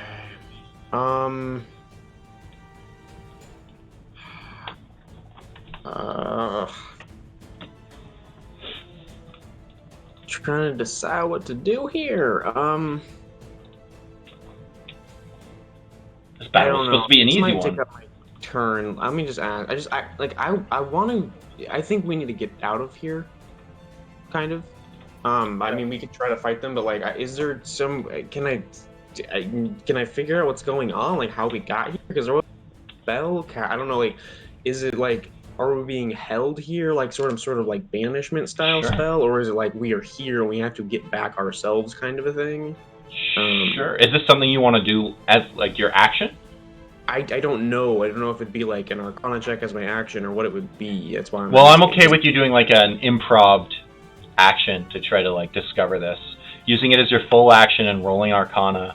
I think you'll get a lot of information out of this, assuming you don't roll as if you had exhaustion. No, I just don't want to waste it. Okay, I'm gonna do that because I have attack stuff, but it's like I really have more cantrips than anything that are gonna actually deal damage, and I'm worried that's not really gonna be enough.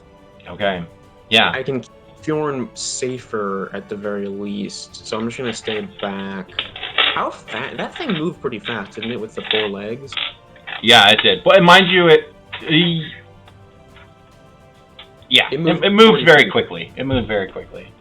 It moved at least 40 feet, I think, right? At least, yeah. No, it kind of almost like galloped like a horse, almost, when it was down on the 4 legs. It moved like 60 feet, right? Because he was that far away. Yeah, it was a quick move. Okay, so yeah, I'm probably not going to be able to get far enough away from it. I was just thinking maybe I should, but I'm going to just stay where I am. I've still got 1,000 protection spells on me still, because nobody's actually hit me. So... It's true. Holding concentration. Yeah, concentration. I still got mirror image, honestly. It's like we're still in combat. Okay. That's right, there's 4 Mays over there. All of you got dragged into the Shadowfell. Yeah, well, how about you roll that Arcana, and I'll answer some of your questions for you about the situation you're in. Here we go. Okay. Oh, God. As long as you don't roll, like, abysmally. No, Ooh, God damn it. that is pretty abysmal. Bad. Yeah, so you're busy looking around, trying to get a feel for it. You're definitely in the Shadowfell. This is not some kind of illusion or pocket dimension. You're in the Shadowfell for sure. You're even like recognizing a little bit from like when you had traveled before.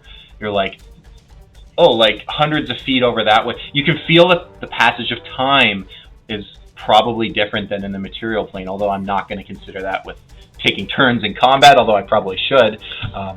You're definitely in the Shadowfell. You don't. You're. I'm sorry. Like it might come up after combat, but not right now. You don't feel like.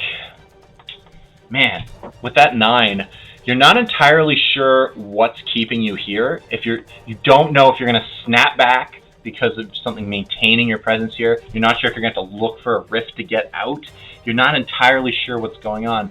But something you do notice is that when you look around and you're trying to get your bearings, you notice that off in the distance and moving very slowly to you guys, you don't think you're going to see them in the next like couple minutes, mind you, but there are more creatures that you don't recognize what they are. You see them far off in the distance, moving inches, like so slow that it's going to take them beyond minutes to arrive at you, but they look like these ghostly creatures, if you will.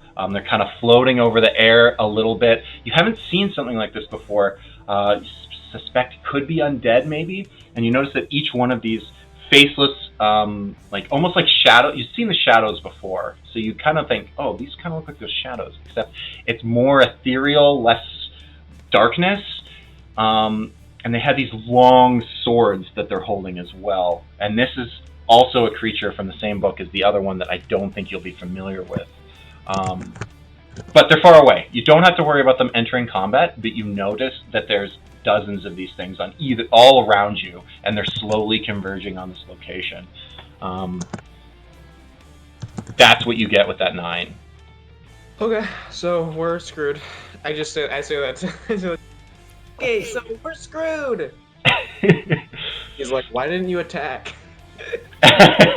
Sean's like, am I the only one here? What do you do? Do I got this? I'm prepared to defend you. I'll have to use my shield on him next time, so I feel like I'm doing. Okay. And as I guess that Arcana check, you might be able to use it to understand what's about to happen. As this creature decides to attack Fjorn again, it's going to attack Fjorn, but it's going to do that face look thing that I had done last time. It's going to look in May's direction, and first we'll get the 2 attacks on Fjorn really quickly here. It's going to stare me down. It's going to stare you down in a second. I've got eyes. Okay, so it's a 20-something and an 18. Do those both hit you, Fjorn? Yep. Okay. So if it connects with both of its claws, it automatically grapples you in addition to attacking you, hitting you with both of these hits. Boom, boom, grapples you and gets to do a 3rd bite attack on you. So I'm going to roll that really quick as well. Ooh, that's also an 18. We're going to see the full complement of damage here as it just unloads. I'll tell you the damage and then you can tell. Is that how that works? I'm checking it really quick. Okay, I'll roll the damage for each one separately so that you can make the call one at a time. Yeah. Maybe you shouldn't have known they were all going to hit before you did, but that's okay. So the first claw attack is going to hit for, you're lucky, only 1 psychic damage. So a total of 4 damage after the fact.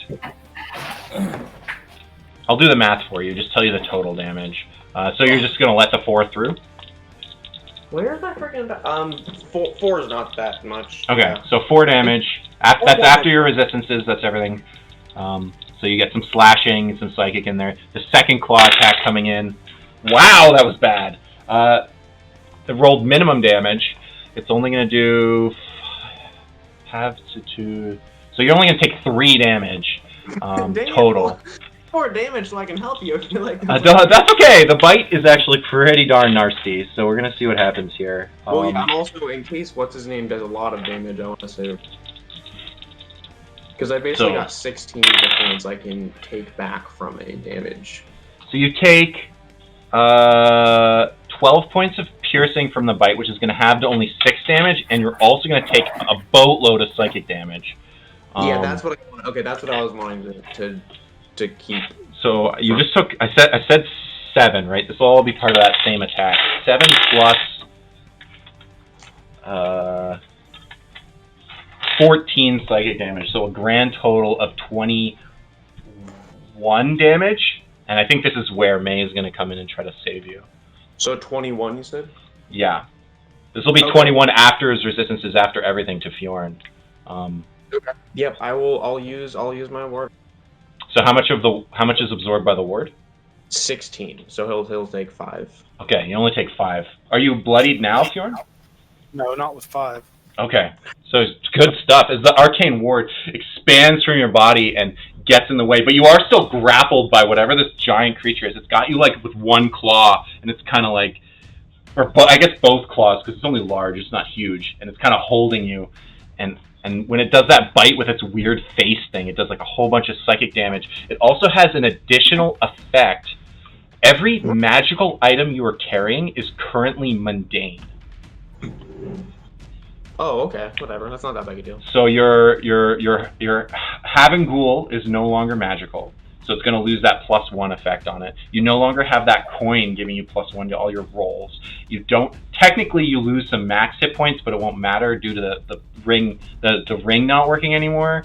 But doesn't matter because you're below max anyways. So I don't know if this was this the gate. I thought you said he was going to look at me. That's just if the bite connects. Because the bite is its face. Like, it has to open its face to bite you, and then it's going to turn its head and look at May. And because of your Arcana roll, you're going to know what this is. You're being struck by an anti-magic cone. Mm-hmm. So all of your spells are dispelled. There's one May now. No mage armor. No Saloon's Grace. You lose your concentration. You lose all your mirror images. Your Arcane Ward was already used, luckily. Otherwise, it would have also been turned off momentarily. So we're leaving, right? Without any magic items now available to you as well. So both of you actually have all your magical items nullified.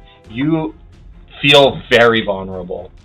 I already did, and now I feel more, so let's... This does not seem good, guys! Although the people in the material plane are not fully aware of this. I'm gonna take we're gonna take our quick bio break right now, if that's okay with everybody. That's fine. So hopefully things are starting to get a little bit tense for you guys. Hopefully. We are gonna take a quick 5-minute break for anyone watching. And we'll be right back to the action. Thanks for watching. Sweet. Guess my hit point total right now? Mine? 9. What is it? 9. Oh.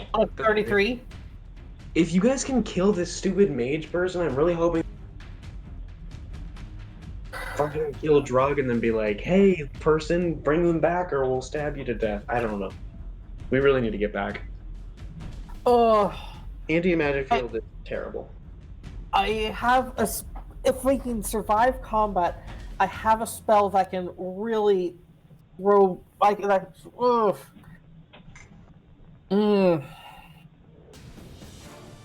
All the people in this conspiracy are here. That sucks. I was hoping I could fake it and too many. I was hoping that one of the people in the conspiracy would not be here and I could do something, but no. Turn them against each other. I had a thing all prepped for that. I think Derek figured that would be the kind of thing that I would do. If that makes sense.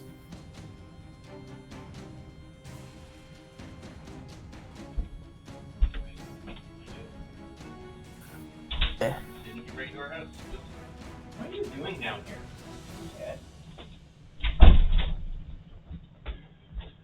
I heard something about he was spreading the damage out but he missed Fall Star. Did I not get targeted in there? Oh, I'm back. Oh. Back at it. Oh. Yeah, I missed like most of that turn since my attack. I did hear something about an attack that you were spreading the damage out on. Did I come up as a target? Did I You take more did, damage? but you were missed. Oh, okay, cool. The spell was Scorching Ray, so it does 3 different beams of fire damage, and 2 of them, or it targeted everyone but Blanford, and then greatly missed you and Rim and slammed into Tango. Did you miss the entire thing in the Shadowfell? Shadowfell? Yeah, pretty much everything, because I got, important stuff that I'm trying to juggle this and that, so. Well, I hope everything's okay. Yeah, it is. I'll talk about it after. You don't want to say it on stream to the entire world? Potentially, no. Don't worry, no one watches the stream, so... It's personal, but it's fine. It's just stuff I have to deal with to try to do quickly, so.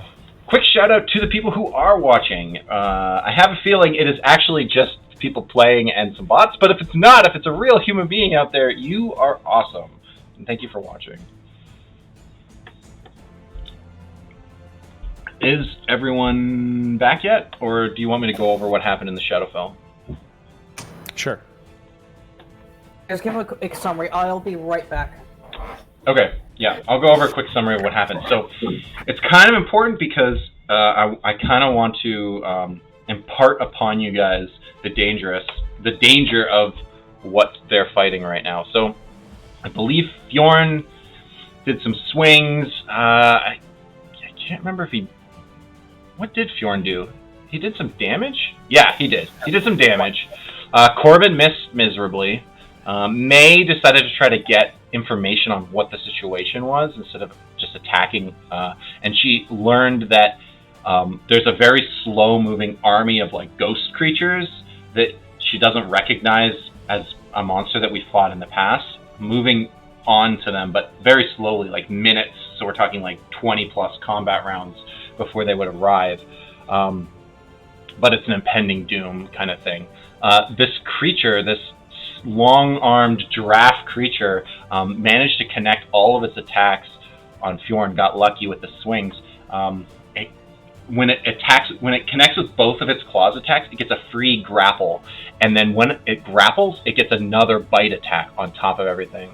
And so when its face opened up and bit Fjorn, it does quite a bit of psychic damage, and luckily May was able to expand her arcane ward shield to protect a good chunk of that damage. So Fjorn took some, but not the like 20-something psychic damage, which he doesn't have resistance to when this creature bites. But when you get bit by this thing, apparently all magical items on your person become mundane, and you don't know how long that lasts for. It then turned its gaze on May, and when its face opened up, it fired an anti-magic cone, which everything within that cone, all magic is dispelled. So she lost all of the like fancy defensive stuff that she had put on herself. She can't cast spells while within that cone. And all of her magic items, while within the cone, are also mundane. So, I just wanted to impart on you guys how strong this thing is. So if you see it in the wild ever again, you'll remember from this fight.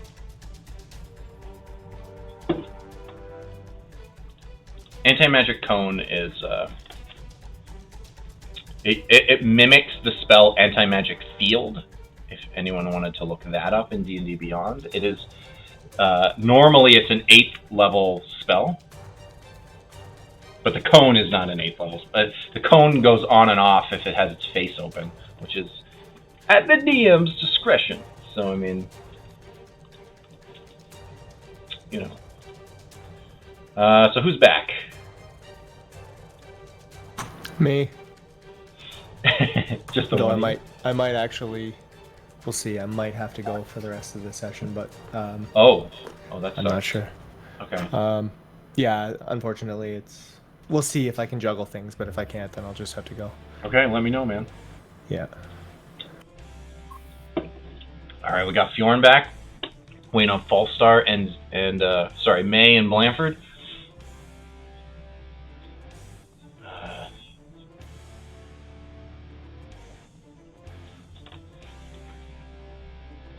I was kind of hoping to like see. I was gonna have that thing do the face thing right off the bat, but I'm like, no. May has yet to really like get a chance to use the. She's been stacking all this stuff on her, but no one's been hurting her or doing anything to her. So I'm glad that she got the opportunity to use her arcane ward before. I'm back.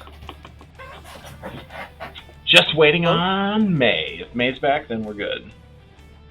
Actually, It has to get a quick drink of coffee. Oh, that's good. I've got. Oh boy. It's my turn. So I have everything planned. You got plans? You got plans ready? Yep. Okay, so with May not here, we can still run the material plane turn. So we're gonna do that. And we'll just let them know what happens as it goes. So up front is Oris. What would you like to do, my friend? We are looking at Drug is currently sizzling because his armor is being heated up to an unnatural temperature. You've got that mage character in the back that's clearly still casting spells while having your friends be vanished. Okay, yeah, I'm gonna just aim at the mage some more. I think the wizard or whatever it is, the caster. The Wizard of Oz. And I'll basically try to see if I can pull off the 3 arrows, but we'll start with the 2. I'll start with 1, and then I have the inspiration from the bardic inspiration, so we'll see if. All right, save me! Save me! Help! I have a D8, which gives me a 50-50 chance of hitting that shot. Whatever, my dice have been terrible, but we'll try it. I'll roll that D8, see if I can get a 5 to an 8. All right. An 18's definitely gonna hit. Oh, by the way, I just realized something about my bardic inspiration. Magical inspiration. You cast. Oh, that's spell casting. Sorry. What? Okay. If you have bardic inspiration and cast a spell that restores hit points or deals damage, you can roll the. You can apply it to the damage or healing. Yeah. Correct. That's very useful. Nice. That's cool. 12 did not hit. Mind you, No, it's a 17. It's 12 damage. Oh, yeah, you're right. Sorry. You're right. So when the 8 damage hit struck, you finally see, even though it's not paying attention to being hit, the damage is starting to add up, and you can see the body is starting to like have trouble keeping still. Like it's starting to shudder, and like the muscles seem weak. The blood loss is starting to be noticeable on its face. Yeah, it's in the bloodied state, although it's not, reacting to it. 6 as the additional 12 damage attack sinks in. It's just like taking these like in the body, like doom doom. It's still standing though. Third Key point, Death Strike. Okay. For an extra 4. Yep. That's my last key point. So just roll a critical right now. Next shot. Yeah, exactly. That's a miss. Okay. Okay. With my movement, can I get in behind Drug? Sure. If you want to get into melee with that guy. Yep, that's fine. As soon as you do though, as soon as you step in, he's just like he's just like grinning like a freaking crazy person. Want to play a game? Why so serious? That's your turn, right? Yeah. I was secretly hoping you would use this tight corridor to use your magical wall, but that's okay. It's okay. I'm happy with how things are going anyways. The brick? Yeah. I was like, you could brick off part of the wall, you could give Rim some cover. You could, It's tough doing it instead of all the awesome stuff you can do. Though. Damage, yeah.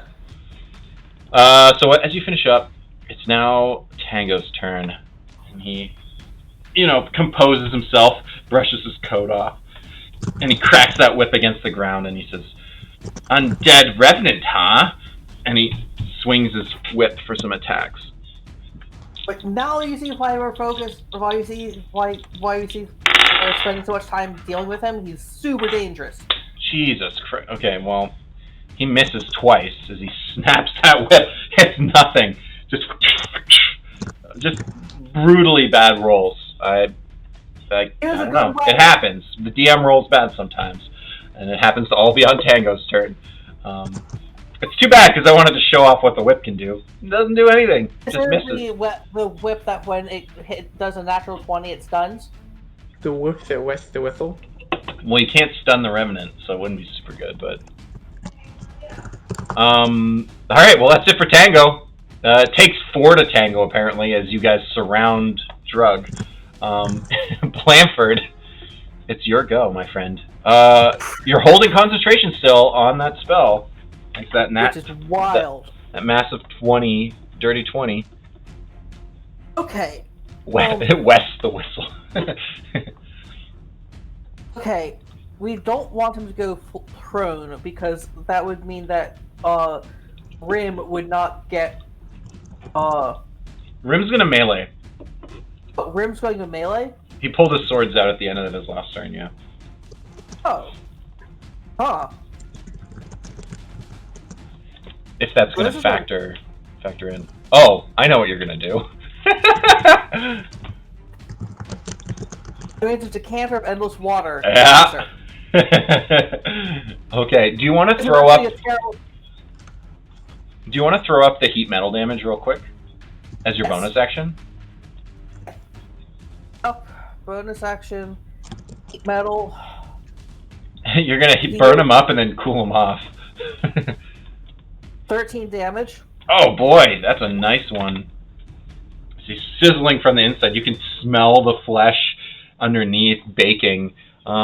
He's still not bloodied though. Doesn't seem to be that hurt. But Decanter, go for it. Does he have to make a save? He does. If he has to make a strength save, DC 13. I'm going to remind you guys that I'd forgotten about this, and I talked about it last time, and I probably shouldn't have. He has a bunch of saving throw proficiencies, and strength is one of them. I'm aware, but I don't know. But he rolls like Tango. Rolls like Tango and fails his strength save. That's crazy, because he has +7. As the water crashes into his body, he goes prone. Is that it? Oh, and he takes 1. Yes. Is that 1 damage? Yep, 1 damage. But he's prone for Rim, which is good. All right. Assuming that's Blanford's turn. Yep. Although, if he's prone, does he get attacks of opportunity? I mean, he could. I think so. I think you still get them, which is too bad because I was going to say you should back away. He would have disadvantage attacking you, but yeah, you have disadvantage. I don't know if you want that. Oh, yeah. All right, you're going to stick it out. It's fine. Nope. You can just take. Maybe next time you'll take so much damage you're insta killed. Hey, if that happens, I have a backup character. Alright, Rim, you're up, my friend. Drug is laying on the ground, prone. You can get that sweet advantage. Alright, he's gonna sort it up. I'll move him in so you guys can completely surround this guy. Sorry for advantage. You're gonna need it. A 19's good. Add that sneak attack.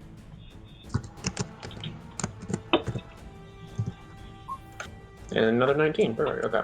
So that is going to be... He doesn't have the 2-weapon fighting thing, right? Or does he? He does. He does. He does? Yes. That's his fighting style. Oh, yeah. Okay. I just need to. So that's gonna be +6. That's why you don't want to use a bow. I get it now. Yeah, I mean the bow's not bad, but it's just like he can get actual attacks out of it. Yeah. Oh, jeez. Alright, average I guess. 2 6s and 2 1s. That's 20 damage. I was like really impressed and then really disappointed. It was a journey. 20 points is still a ton of points of damage. As you get a real good stab on this guy while he's not paying attention. He's on the ground. You like coup de grace the guy. He does a duel. He does like the jump in the air of 2. Is that both sword attacks? Yeah. So it was each attack is a d6, sneak attack is 2d6, and then +3 for each one. The sneak attack is 1d6. Oh, I guess he wouldn't have gotten one of those. The last one, which is -1. Well, I'm just gonna do it. I don't want to do the math. He took 20 damage. This was the best attack that he's ever managed. As he like Ginsu's drug on the ground. Quick math in my head. He is not in the bloodied state still, and it is his turn. So he's gonna use his movement to crawl back up to his feet. He doesn't heal. He's been taking fire damage, but now he has to decide who to smack a deck with all of his attacks. I don't know, guys. Have I given you guys too much here? This is maybe it's possible. It is notable that the spellcaster is pretty hurt. He doesn't look good. Yeah, I'd come for him, but I'm kind of now engaged with with drugsies. So he's like, yes, now it's time for me to fight you. And he looks at Oris, the true ire of his existence.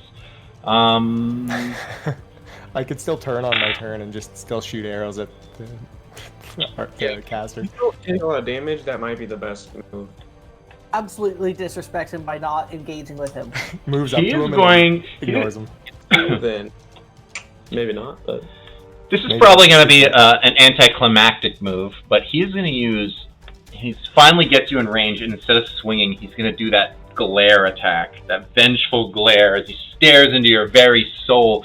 You are a wisdom-based character, so your wisdom save should be pretty good. Oris, please make a wisdom saving throw as he stares into your soul. Oh, no! what's with our saves today? Can I use a bardic? I don't have any bardic. Yeah, natural 1, you're going to miss no matter what. Yeah, good point. On a failure, the target is paralyzed until the Revenant deals damage to it or until the end of the Revenant's next turn. Okay. So you are effectively worthless as your body clamps up. The creature is incapacitated. You can't move or speak. You automatically fail dex or saving throws. Attacks against you have advantage. Any attack that does hit you within 5 feet is an automatic critical hit. Yikes. It is nasty. But he doesn't have any other attacks. That's all he's going to do. As you feel that intense hatred, which for Oris is actually a big deal because he actually feels a ton of guilt about, the death of Drug, and he is just pouring it. He just feels that weight on his whole body. And he is unable to do much about it. Next up is the mage's turn. He is going to cast, I believe he's just going to do, what's a magic missile? You should run into combat. Magic missile. 3d4 Nuclear vessel. 1 each. I never know how to spell magic missile. What do you Missile. look at? It's just 1d4 or 3d4 Plus 1. Plus 1. And how many is it normally? 3? Yeah. So we're going to upcast this to be 4 shots. And it's going to hit 1 on everybody. So it's going to have advantage on hitting Oris. I'll do that one first. Oh, Jesus. That's only a 12, so lucky you. Would have been an automatic crit, but guess not. Dodged it anyways. Yeah, it just goes wild. Like the wildest. Wait, magic missile just hits. It doesn't roll. Oh, you're right. I'm being stupid. You're right. It can't even critical hit then. You're rolling for magic. I was rolling for magic missile like an idiot. I'm sorry. In Jim's magic missile, from Acquisitions Incorporated. That never happened. So talk about it. I'm not a bad DM. Shh, quiet. All right, so I'll just roll damage onto each of you. So Blanford's going to take max 5. Oris is going to take 4 damage. Tango's going to take some amount of damage, and Rim is going to take minimum 2. As those blasts. I'm going to make a concentration saving throw. I believe it's a 10. You need to beat a 10. 10 minimum. 14. I'll take your word up for it. Oh, there you go. Went through. Good. Awesome. The magic missiles, again, they're coming from, like, above this thing.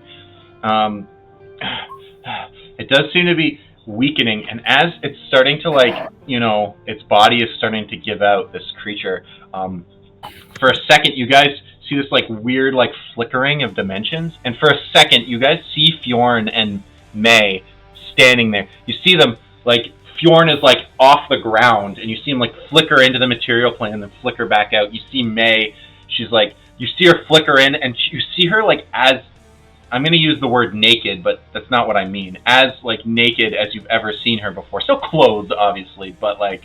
You see, like, she's, like, looks kind of scared, like, her eyes have, like, widened a little bit, and she's going through the, like, very short but kind of quick, like, fear of just, like, there's no defense around her anymore. You're like, you know, you're like, whoa, this is what air feels like. I've always had major like armor. If somebody, you know, if you're fighting in battle and somebody knocks your shield off your arm somehow, oh shit, I might die. Like, that's, yeah. Okay, I guess that's it for the material plane turn. We're gonna go back into the Shadowfellian turn. The Shadowfell turn. At the top of the order with Fjorn, you are currently grappled by this creature. So, I guess my first thing is to try to break out of it. Okay, awesome. I think it's athletic check. What does the thing say? Is it like an action to do it, or?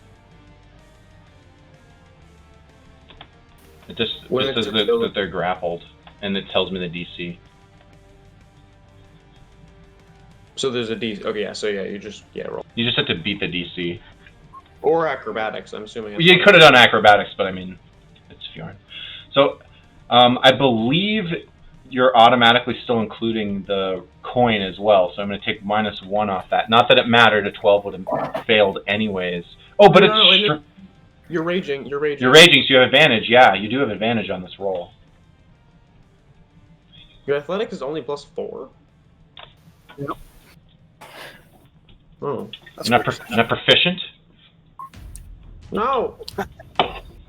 Oh boy. What? You try to break out. So strong, boy. May's more scared now. Our strong boy's not strong enough. I'm not sure. Does that take your action? That's what I'm saying. If it doesn't say that, then no, I guess. That's what the ability should say. Because if it's an ability that, like, auto does it, it usually will say, like, oh, it takes an action to get out of this, or on their turn they have to roll at the beginning, or the end of their turn they roll, and it automatically doesn't take action or whatever. So that's well, I think it's just the rules related to being grappled. So I'm looking at them up. To escape a grappled creature can use its action to escape. To do so, it must succeed on a strength or dexterity, athletics, and acrobatics. Check contested by. Well, there's no contested by. It's just a straight DC. Yeah. In this situation, but you failed it. So technically, you didn't have to break the grapple. You could just keep swinging anyways. But I mean, grapple has a lot of negative effects on you. So I mean, it makes sense to try to break out. But we watched as Fjorn struggled. Well, one of you watched Fjorn not being able to do anything. And while so now it is Corvin's turn, and he's gonna go up and he's gonna take his null glow, and you're struggling against this creature. He's not even gonna like make an attack. He's gonna just come up to you and calmly run the sword across your chest, and it's gonna sizzle. It's gonna burn. It's gonna hurt you. I'm not going to roll to attack, although he would have advantage in auto crit and like a bunch of nonsense anyways. I'm just going to tell you how much damage you take. Well, you don't auto. I've decided to like DM this. You're going to take... You're raging though, so you're only going to take 8 damage from this. But it's going to leave this like scar across your chest, the slash mark across your chest, your unarmored bare chest.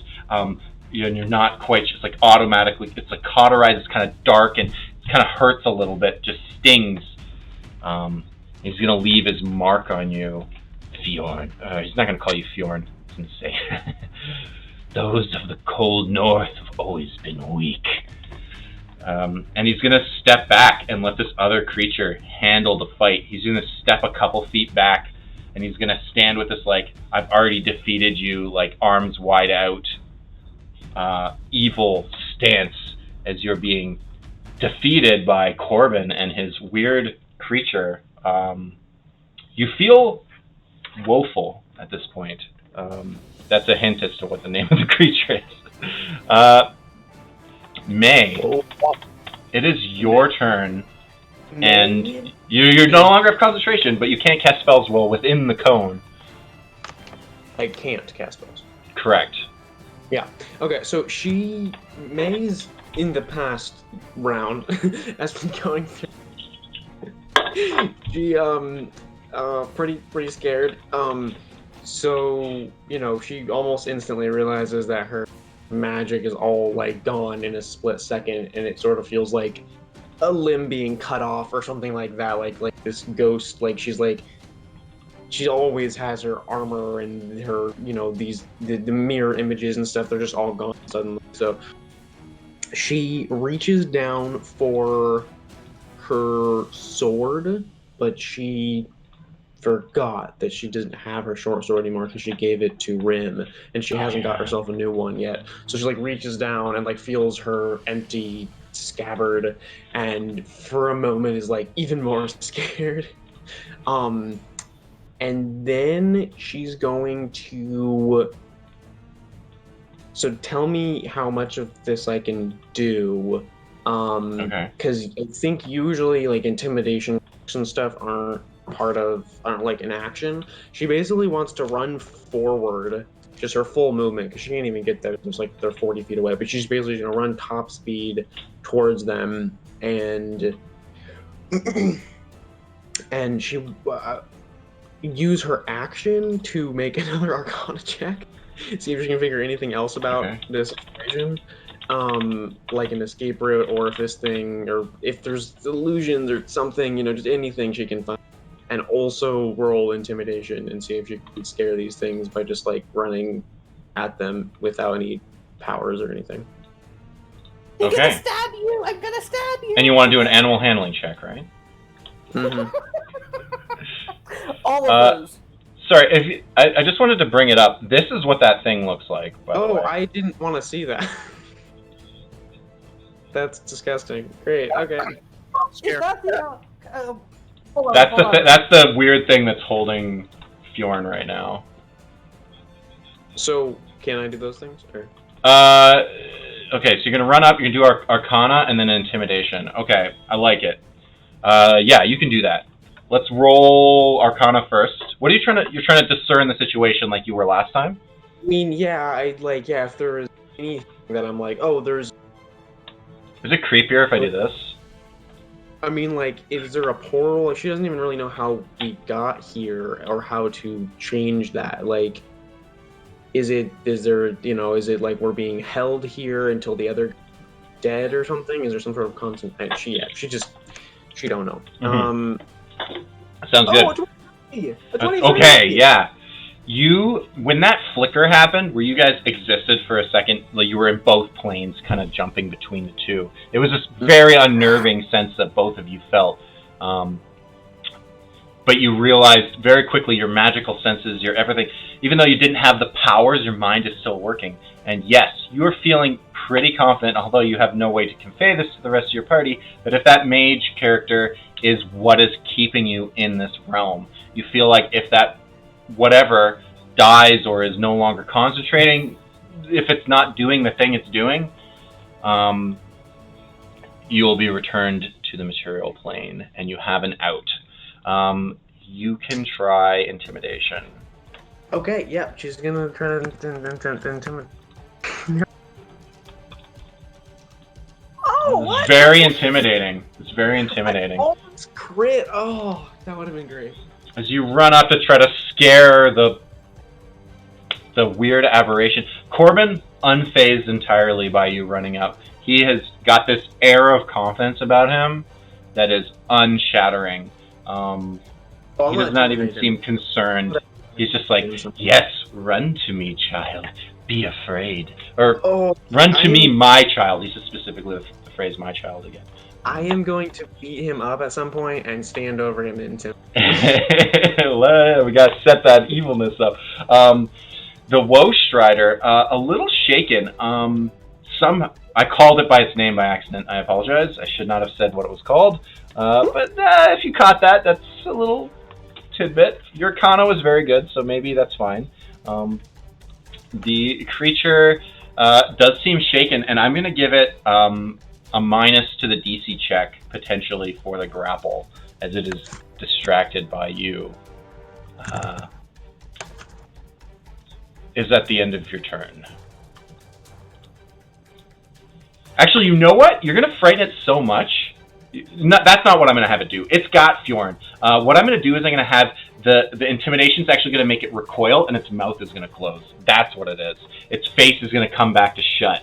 It's still got Fjorn in its grasp, but the magical cone evaporates, and you feel as your magical abilities return. Your spells were still dispelled, so you don't get your mirror image back, you don't get your Saloon's Grace, you don't get your mage armor, but you do get the arcane ward existing, so that you can refuel it, is back now. Oh wait, actually, sorry. Is that how anti-magic fields work? Because I feel like there's something with anti-magic where it actually doesn't make it. Before I was just thinking it would, but I was thinking now, like with the spell, I don't know if it actually dispels everything. Yeah, it does. It dispels. Never mind. It does. I forget. We had this happen to us in the one shot, and I was very surprised because I was like, "What the heck is?" I didn't even fully understand it, and I had to look it up and understand exactly what was going on here because it happened to us. Luckily, I was the only I was Marshall, and it didn't matter to me, but it really affected Fallstar, who was also playing, and some of the other spellcasters. They got rickety wrecked when they were being seen by the anti-magic field. I questioned a lot of this too. I was like, really? All your magical items become mundane? Yeah. All the spells get dispelled? But with... I could not... Sorry, you're right. They get... Let me just double check. You might be right. They might come back. So the thing is, I wasn't sure because there's... They might come back. I think they might just get dispelled temporarily. I think that this is... Because it says... I mean, I don't know. I don't know what your thing was, the woe thing, but... Yeah. Like in... A lot of things they say, like in spell or whatever. If it's like the spell, then the anti-magic field spell, it just says that... Yeah, it just suppresses them. You're correct. So you're right. You get back the spells that you had cast on yourself. So you are back to full power with the multiple maze showing up again. You're right, it only suppresses, it does not permanently dispel anything. I was getting it confused with the other way around, which is you can't cast dispel magic at the anti-magic field. You can't. Right, yes, no, that, yeah. You're right. Oh my god, that's so good, I'm so glad. So as long as it's not, eyeballing you, you're back to where you should be. So it is now the creature's turn. I'll say it again because you guys are. It's called a Woe Strider. If you're curious, it's from the Theros book. In fact, I wouldn't be entirely surprised if Fjorn has heard of this magic card before, or had possibly seen it. So yeah, I've taken a little out of context from when it was originally created, but I think a lot of its lore still applies to what we're doing and some of the connections I'm going to throw in down the road. Is super cool. I haven't I haven't really looked through the whole book yet. I do have it. Awesome. I love. It's shared, so you should. If you have the D&D Beyond app, you should be able to. Yeah, that's the only reason I have access to it. Is because of you, Fallstar. I buy the physical copies. I saw this thing and I was like, "Ooh, we gotta add this in." And I thought of all the ways I can tie it into the lore and stuff, which hopefully you guys can discover as we go. It's good. Just if you guys have the D&D Beyond app, just download everything. If you have it on your phone, if you have the room on your phone. Greek mythology and stuff. So when I got it, I was like, "Oh, this is so cool." I thought this was a vampire at first. Then you said aberration, like. That would be really weird. So, You said claw and bite. I was like, oh. It's all big and huge. It's like got all these long, lanky legs and it's four-legged. I thought it was a modified vampire. It is like a modified spawn. Yeah, or something. yeah. I guess that makes sense. So I'm gonna have. Let's see. It does have telepathy too. So I haven't had it be doing it, but it could be talking to you guys into your minds. Oh, it should try to do that back to me as intimidation, but me ain't gonna be intimidated. Well, it's going to. It's so intimidated by that. It's going to drop Fjorn. It's going to break the grapple on him and leave him. I'm guessing the damage from Corbin has probably put you in the bloodied state at this point. I'm hoping you're at least at that. But very notable, since you tried to break the grapple but did not attack. Oh, sorry, Corbin attacked you, so you're good. You'll maintain your rage. I'm sorry. But it is going to draw the attention of this creature, and it's going to come up to May, and it's going to try to attack you now. Claw number 1. An 18 to hit. Wait, hold on. There's no magic thing anymore, right? Correct. It's gone? Yep. Oh, I can do shield. Yes, I'm gonna shield. Shield. So what does that bring your AC up to, by the way? 21. 21. Is that including Saloon's Grace?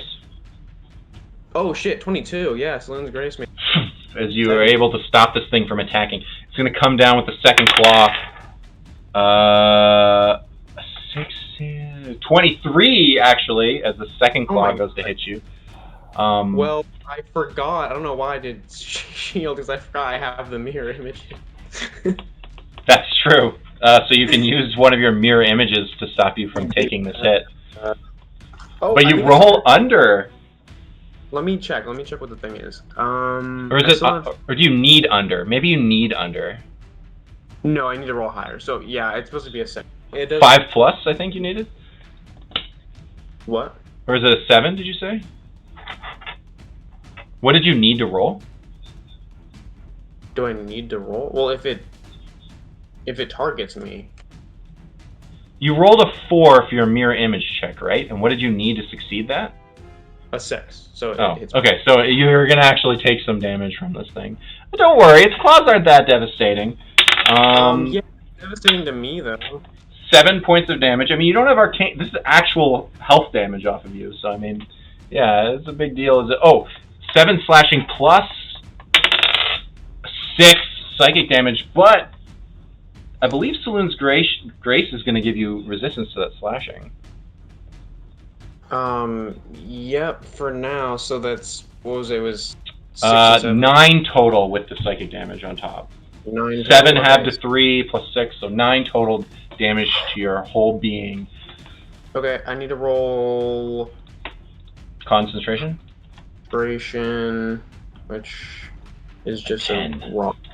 a raw roll, because I don't have any freaking time. 7. Ooh! Saloon's Grace is gone. I still have the mirror images though. Okay. So that all breaks down. I just want to confirm, Oris, are you here? I think he said he had to... I know he said he had to step away, and we were about to go back to the material plane, so I just wanted to know. Does it only have 2 attacks? If it doesn't grapple, yeah, it only has... It could have opened its face again, but it's not going to. You're going to hear in your mind, though... Wait, why didn't it grapple me? It has to... If it connects with both claw attacks, it auto-grapples. Oh, okay, that's interesting. If both claw attacks hit the same creature, the target is grappled That's pretty automatically. cool. It's actually different. I haven't. Most of the time, it's like if they hit with grapple. But that's Yeah, pretty actually, going through the Theros monsters, although not all of them I feel fit thematically, a lot of them have very out-of-the-box abilities and attacks and stuff, and I was excited to go through it and try to pick a couple of things here and there. I'll also look at them. They are kind of cool. I kind of. It seems like a really fun thing to do a campaign based around. Because I would love to do a Greek mythology style. Just like an actual Theros campaign. Yeah, there's a lot of cool like bonuses and things you can get. A lot of the items are based on like how much piety you have to the gods and stuff. Yeah, I feel like that's a cool part of it. They have a lot more of the whole because the gods of that type of world is very like they're more interactive and stuff. So getting like bonuses from your gods and things, and I like doing that a lot because it feels more connected to the world. All right. Well, I'm gonna ask one more time, Oris. Are you still away? Yeah, he said that someone's Okay. that to have someone else run him mechanically. Okay. I'm gonna put him at the end of the player's turn order. Just give him a Okay. chance to come back. If not, I will run him. Okay. E points left, so Yeah, it's very straightforward what to do. Yeah, what is in a or I'll let you guys decide. It's fine. he's paralyzed. Remember, so it doesn't really matter. Oh yeah, he's paralyzed. I don't even need him. Yeah. You're right. His turn is just him like struggling to move. You're completely right. Doesn't even get a turn. Correct. And at the end of the Revenant's turn, he'll be back. Well, sorry. When the paralysis ends, there's another effect that tacks on, which is nasty. Great. He's probably freaking. So Okay. it starts up actually with Tango's turn, and he's gonna finally get to crack the whip. Hopefully he doesn't just throw his attacks away again. Come on, whip! Of course he rolled a nat 1. He also rolled 1 hit finally. So as the whip strikes the Revenant, the magic or whatever that's encompassing it, the concentrated energies deal additional damage to the Revenant. Even in his paralyzed state, I'm going to say Oris picks up on this because of his research on Revenants. He suspects that this whip is specifically designed and does additional damage to undead. So I'm going to dish out some damage real quick. Is a whip normally D6 or D10 damage? Or D8 D4. damage? A whip is D4 damage? Jesus, whips suck. Yeah, what's very good. Okay, so he does a handful of damage to Drug. Doing the math though, that is enough to put him into the bloodied state as the whip wraps around his body and almost holds him grappled for a second, as he's like fishing, trying to hold that Revenant in place. It doesn't actually apply any disadvantages to him, but it is hurting him, and it's also dealing damage that, if you weren't burning him, would be preventing his regeneration as well. Blanford, you may go. Oh, this is alright.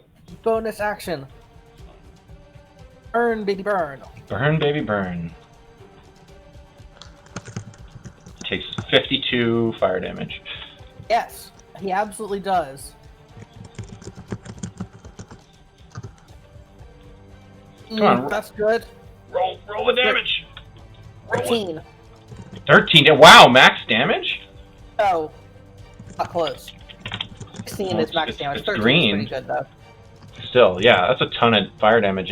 Again, he's sizzling and burning. Like his flesh is like, you can smell the, like it's just like you guys are actually kind of disgusted by the smell, almost to the point where I might make you potentially start rolling con saves because it is really gross having this man boil alive inside of his own armor.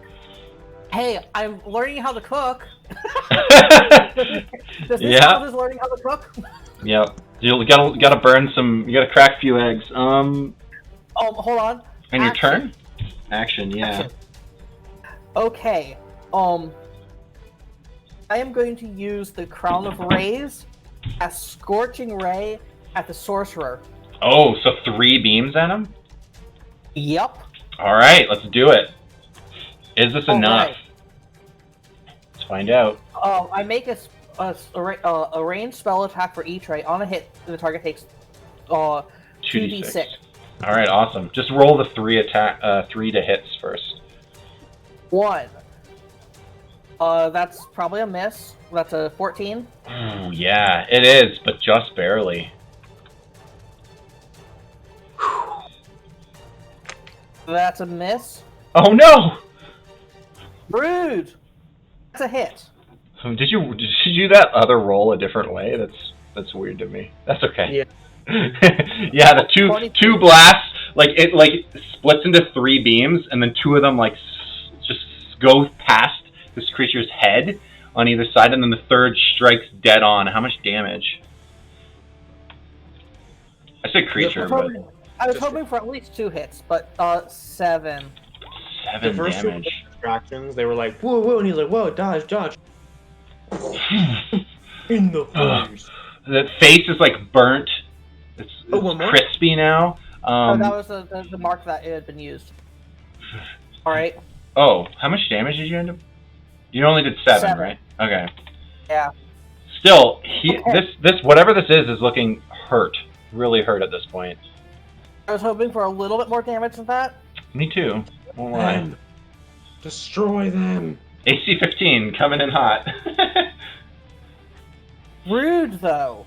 Yeah. Well, the dice gods have said. Is that your turn? Again, as that strike hits and it continues to do what it's doing, you see Fjorn and May flicker into existence for a second and then flicker back. To break him. I was hoping to just take him out. Yeah, But it no. would have been good. Rim's turn before the enemies get to go. What would you like to do? Rim is arguably didn't know what was going on, but now he, because of the flickering. Okay. He's going Bowtown? Or is he running up? He can't keep switching back and forth. He's just gonna run. He's gonna just run away from here. He's gonna he's gonna dash. He's gonna cut. So no disengage, so you're gonna offer up an attack. Mind you, if you're not as hated enemy, revenants are not that scary, the amount of damage they do. So this opportunity attack will probably not be that big of a deal. Only a 12 to hit, which I'm gonna guess does not hit our friend. Nope, that does not hit. He got a 15. Rim is now And face to face. He missed. He's been rolling really bad. I've been rolling like under a 10 every time. He only has a plus. It doesn't. He tries. It's too bad he didn't get his bonus attack in there.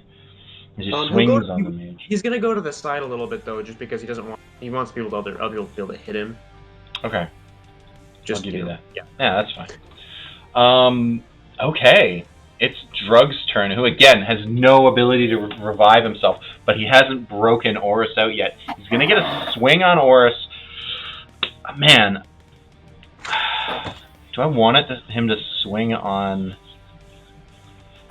You know what? I'm gonna say Tango on the second hit because Tango's whip, like it's burning him weirdly, and he's not liking it too much. I'm gonna give you a little chance here, guys. I mean, I feel like if he connects with Oris with 2 attacks or Blanford with another 1, we're gonna have some deaths. So you guys want Tango to get hit anyways, right? So Yeah, we want his loot. the first attack with advantage on Oris. I believe Oris's AC is a 17. That's in the 20s, so he's definitely going to connect, and it's an automatic critical. So we're going to roll. Oh god, it does so much though.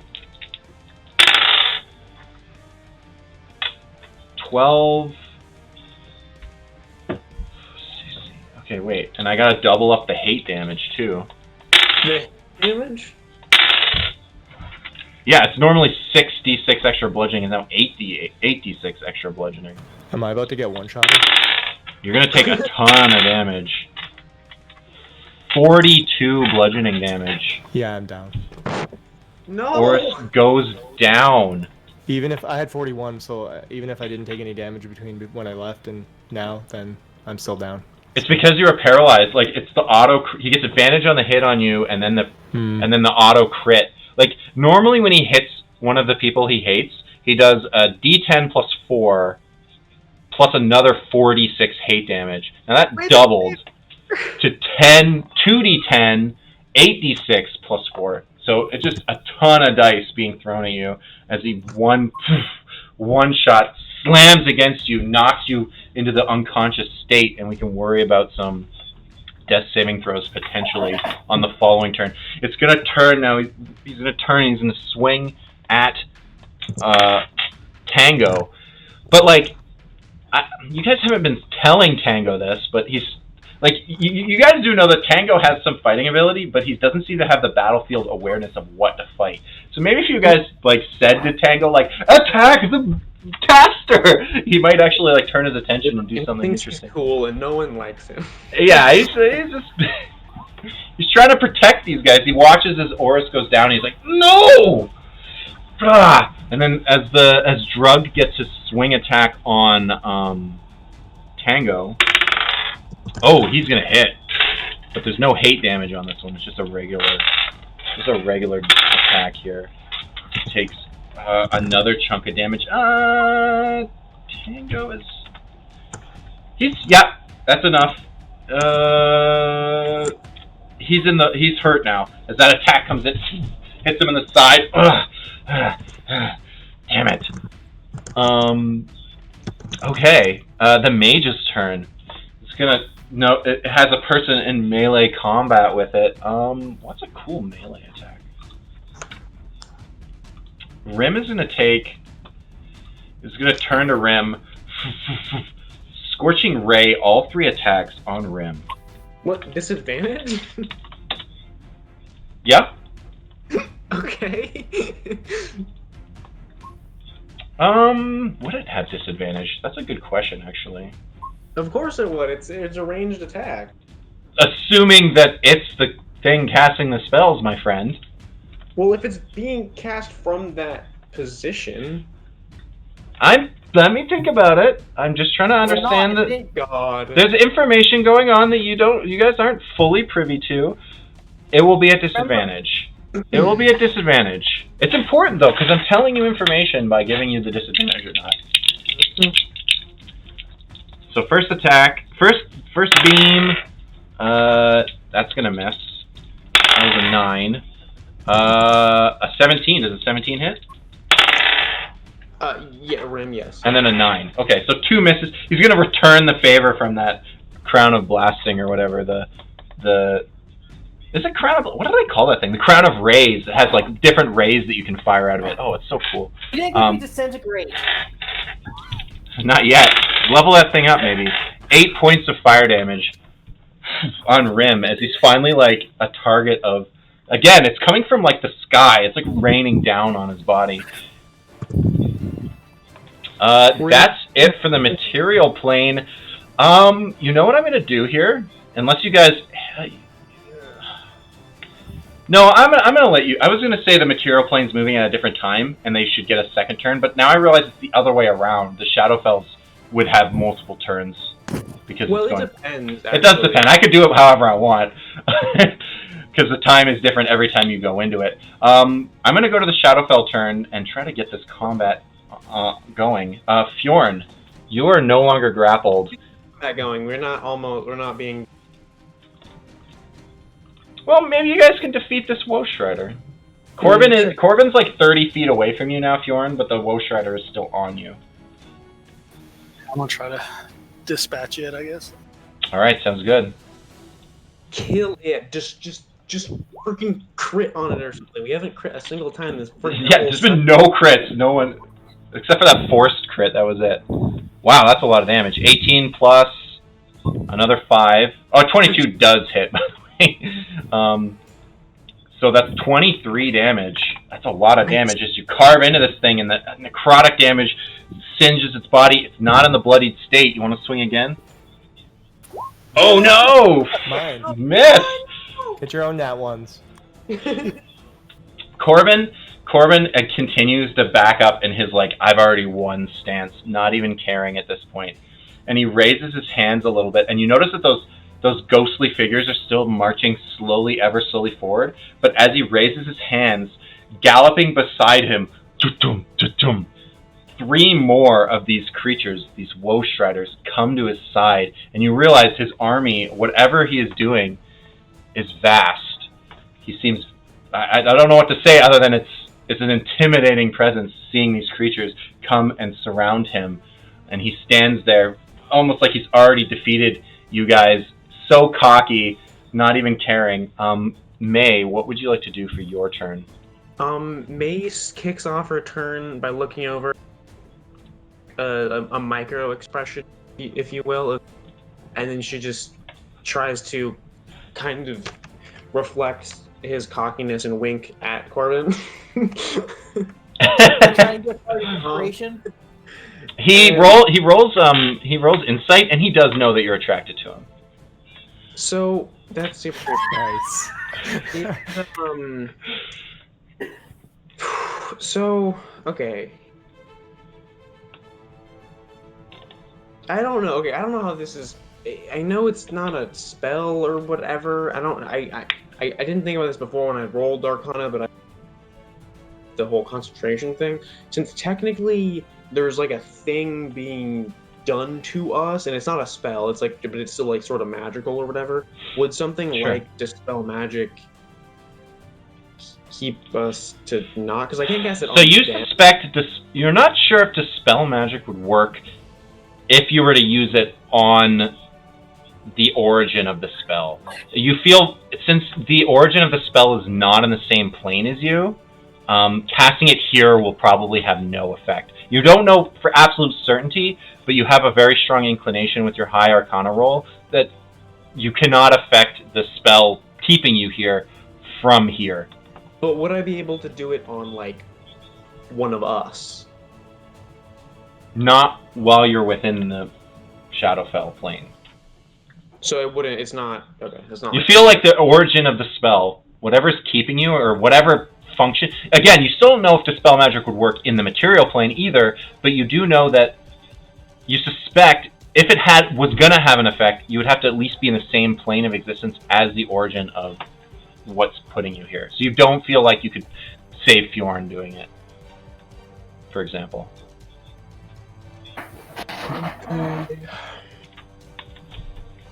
But you're also kind of not thinking it's a spell you could dispel anyways, because you didn't have the opportunity to counterspell it, and you were watching it happen. I guess I will hit this guy. 22. Shocking Grasp. Shocking Grasp. Oh yeah, that definitely connects.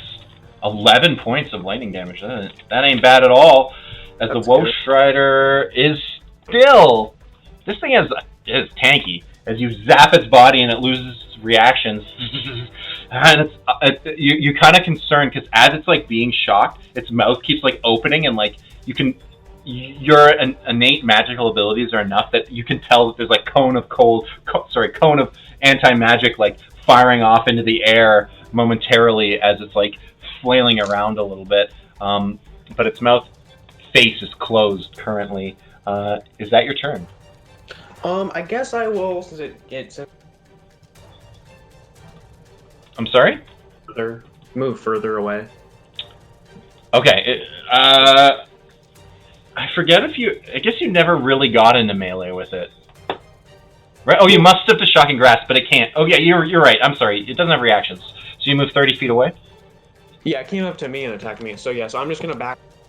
You're right. Yeah. It came up to you. A little bit further. Fjorn still is probably better to be up front than me. That's true. If I get hit, it's the chance of getting hit is lower. But last time, it still hit me. So I'm gonna stay back a little bit. I'm actually gonna retcon 1 HP back from the Havenghoul because technically it's still a mundane Great Axe that you used. It shouldn't be any more. It's not. Why not? It's not the cone. It's the fact he was bitten by it. Oh, I got you. All of his items are currently mundane, and you're not sure for how long. It is the Woe Strider's turn, and I'm going to try to get through as much of this as I can because we are actually getting near the end of... I might go... unless you guys have to leave at 3, I might go a couple minutes to make up for me being late starting up. But if you guys need to go at 3, I won't keep you. So the Woe Strider is going to ignore Fjorn and go. You know what? I'm gonna roll for it. Yeah, it's gonna ignore Fjorn and it's gonna go for May. And before it goes to, but okay, it's gonna make one claw attack on May. Ooh. So it's Ooh. gonna get an opportunity attack then. Oh yeah, you're right. Fjorn will have a chance to attack at it. Go for it. Kill it. You're right. You're right. Oh, that's A good. 16, which would actually only be a 15 because the +1 from the Havengul. Not good enough. A 15 does not beat this thing's AC. It's natural armor. You swing at it. You strike across its fleshy bits, but you don't manage to actually get through it. And it gallops up to May. It kind of stands on all hind legs before it comes down into the claws. The first claw attack is going to be a 22 to hit. There we go. It destroys one of my images. Takes out one of the mirror images. Then it goes to make that second claw, but before it does, boom, its face opens up and you're struck once again with that cone of anti-magic, and you no longer have the protections that you're used to having. Oh no, she says super sarcastically. I'm not even sure what your AC is without mage armor. Is it like 11? It would be your dexterity only, right? It's not low though. It's like 13, I think. Well, it rolled a 13. No, it didn't. It actually rolled a 12.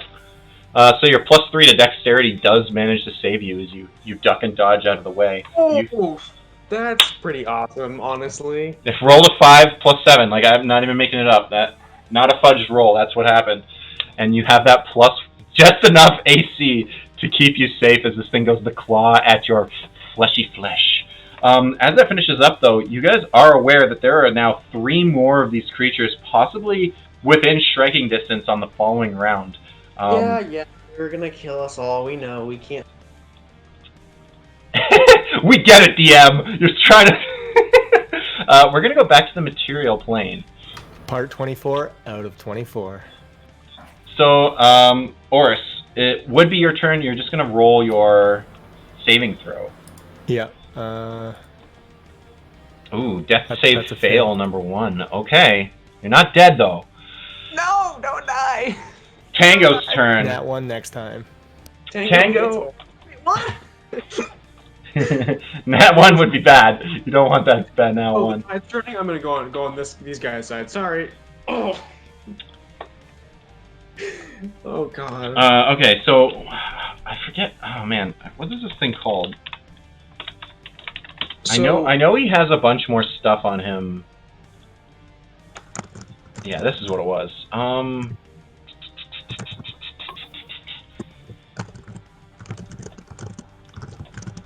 Is this a bonus action? Yeah. Okay. So what he's gonna do is before he continues to whip at the Revenant, he's gonna rub one of the crystals on his necklace that he's wearing, and it's gonna start casting a spell. That Blanford's the only one to really notice it's a spell because as a spellcaster, he starts concentrating on a spell before he starts snapping in with his whip again. He's got 2 attacks. Let me just double check. Let's see hit a control ends. Okay. So he's casted Branding Smite on himself. So if he connects, he will do an additional 2d6 radiant damage to the target. No, he rolled a freaking 2. Then he misses with, and then a 20-something. So he's going to get that 1 attack in, which is good. So he's got the whip, the bonus damage to undead, and then the 2d6 Branding Smite coming in hot. For actually a relatively low amount of damage. I'll be honest. Drug takes the damage, though. And he's still sizzling to Blanford, who hasn't actually been hit to break his concentration. But Tango is hurting, and he's not happy about fighting. He's like, guys, I need help! We need help over here! As he watches Rim run past him. Blanford, it is your turn. I feel like this is going to be a big turn here. Whatever you do, Blanford, because Disengage, run. Drugs hurt, That mage is very hurt. Ray Are- of Sickness on the mage. Maybe the Black Fang and Tessa and they just show up and save you guys? Well, So Blanford. So one of the, so man. Ray of Sick. Why did you cast Ray of Sick? what? Did you mean Sure, that? sure. Ray of Sickness. Miss. It missed. Yeah, it definitely missed. I'm So you trying can. to take out with a mage. Okay. I'll miss entirely. Bonus action to burn the guy again. Okay. Drug taking that sweet damage. Ooh, boy. Okay. He is really hurt. He is sizzling on the inside. He's screaming out, but he's so happy at the same time. His smile watching over Oris's bleeding body. Now he's turned to Blanford. Jesus Christ. Okay, technically he's still got quite a bit. Revenant's got hit points for days, my friends. Rim, it is... Sorry? Go ahead. I was gonna say Oris is gonna come back as a revenant to chase down drug. That would be pretty awesome. Rim, it is your turn. Do something. God, I hope you do something. Rim? I don't even. Okay, so who look person I'm next to, or freaking what's his face? Drug? You're asking which one looks more hurt? Yes. The Like, the who's person more- immediately in front of you looks like it's barely capable of standing. Okay, good. I was hoping so, but I was like, honestly. Yeah, the bleeding out and just everything. Obviously it doesn't show it on its face because it's completely expressionless, but the body itself is losing functionality. He's gonna attack him. It's like with Oris, I'm like 90% sure he's dead next turn. So I feel like the Revenant's just going to stab him to death, and with a single hit, he's gonna be dead. So that's not really Okay. good. Whatever. Go he's for gonna attack 15 15 hits, yeah. and 8. Okay, 1 hit.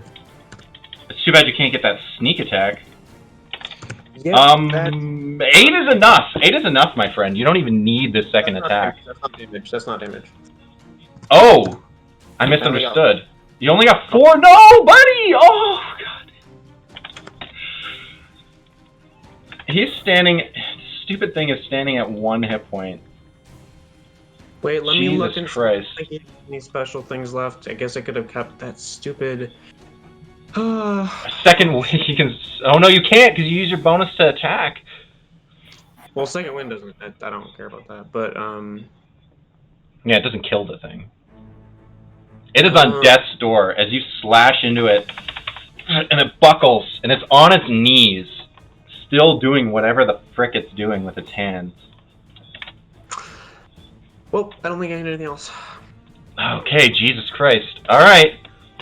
Drug's turn. I mean, Ray of Sickness. We did a Ray of Sickness. It's gonna attack once on Blanford, once on Tango. Drug. Well, let's see what happens. Blanford. 13 to hit. Does that get you? Me? I don't think so. Blanford. I don't think so. I think you got that sweet new I'm armor. 16. Yeah. Good thing you got... Well, I mean, I guess you would have... 14 would have done it still, too, but... Alright, Tango. That's gonna hit. Oh, God. Anything good? Ah. Slaughtered. He's down on his knees now. He's having trouble maintaining his... Well, he didn't have... Branding Smite's only once anyway, so he loses concentration. He would have lost it anyways. He's on his knees as Drug is like over top of him.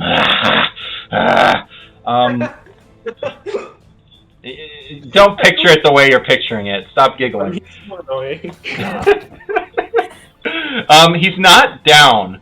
He's got like a couple of HP left, but he is super hurt at this point. He's like bleeding. You can see his like face. He's like concussed a little bit. He's definitely in a terrible spot. Back in the Shadowfell, Fjorn. me and Fjorn are just like screaming at them to kill the goddamn.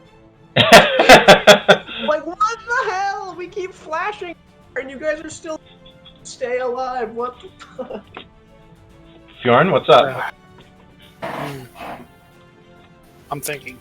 Okay. Let's see. You say he has more of them around him now? Yeah, he does. He's already backed up like 60 feet from you guys, and now there's three of these creatures that you're having struggling with one now beside him, around him, looking. If you want to run, I mean, we can just do that and just stay alive. I don't know how close you are to dying. You can run. You can't get too much further before running into that rim of impending ghost creatures. Is that fully surrounding us, or? Indeed. Oh. Especially by this point, they've really collapsed that circle. They're still a ways away, but you probably only have maybe like 100 feet or so to play with. Is this FF7 remake? Maybe. What? What'd you say? FF7 remake. I've got the ring. I've got the one ring to roll. Yeah, it's okay if you die. It's okay if Oris dies. You can bring him back. Well, it's not great if he dies. No, it's not. Fjorn. I'm gonna attack the one we're still engaged with, I guess. Okay, sounds good. You get up behind it. I'm gonna give you flanking because it is in with both of you at this point, May and Fjorn. I'm gonna give you flanking on this one.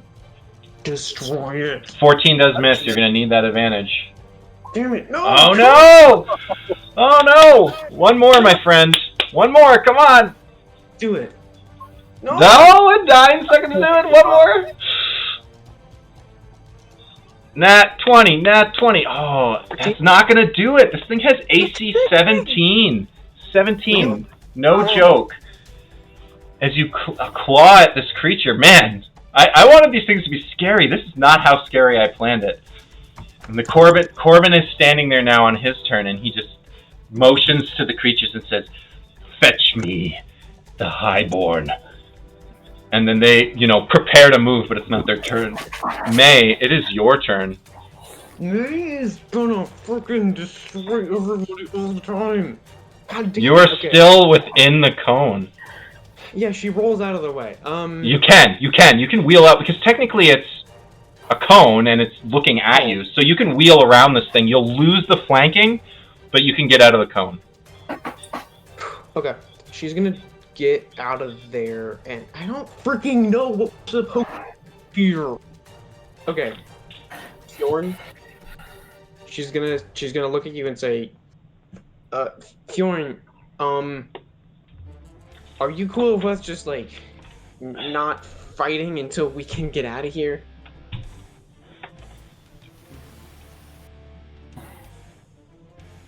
I don't know. Sorry, what I was it? think I don't know. That's gonna be hard for Fjorn to do. She's just gonna say. So there was another flicker whenever Rim hit. Yes.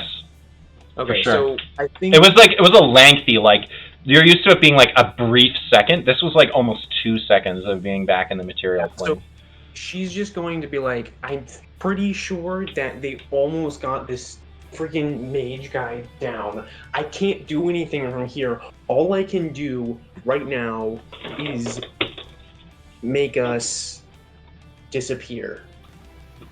Okay. And she's gonna reach and she's gonna cast invisibility on with her 3rd level spell slot. Because you can hit more than one at 3rd level, is what you're saying. Yes, with 3rd level. So Awesome. If we make an attack or anything like that, it's gone immediately. But unfortunately, Saloon's Grace that was already gone anyways, right? Oh yeah, you lost concentration on it earlier. Yep. So we are invisible, and yep, we're invisible, and then I'm gonna Set tight. open part of the field or something, so we're not Yeah. actually. You guys, you go invisible and you move away from this creature. And I'm pretty certain that we looked into this, that we had it happen with the Gloom Stalker. When he's effectively invisible, does the other person get attacks of opportunity? And you actually have to be able to see. That's the prerequisite to the opportunity attack, is you have to see the creature. So the fact you are invisible does make you immune to opportunity attacks, and you guys can easily gallivant a little bit away. But something strange is you notice that as you move away, Corbin's gaze does not leave you guys. almost I like figured- tracking you guys. Yeah, I didn't. Honestly, I thought that could happen. Here's the. Yeah, the Wolf Striders, they seem oblivious. Okay. But the Corbin himself is like, what's up? So the Wolf Striders get their turn, and they're trying to figure out where you guys are, and they all open their cones, and they're just scanning around at this point. And I'm going to roll to see if they accidentally... You know what? I'll give you guys stealth checks to see if you guys are good enough. You can both roll me stealth to see if you can stay out of the cones. Because if they do see you, you will be visible. 16, that's pretty stealthy. What does May got? +3.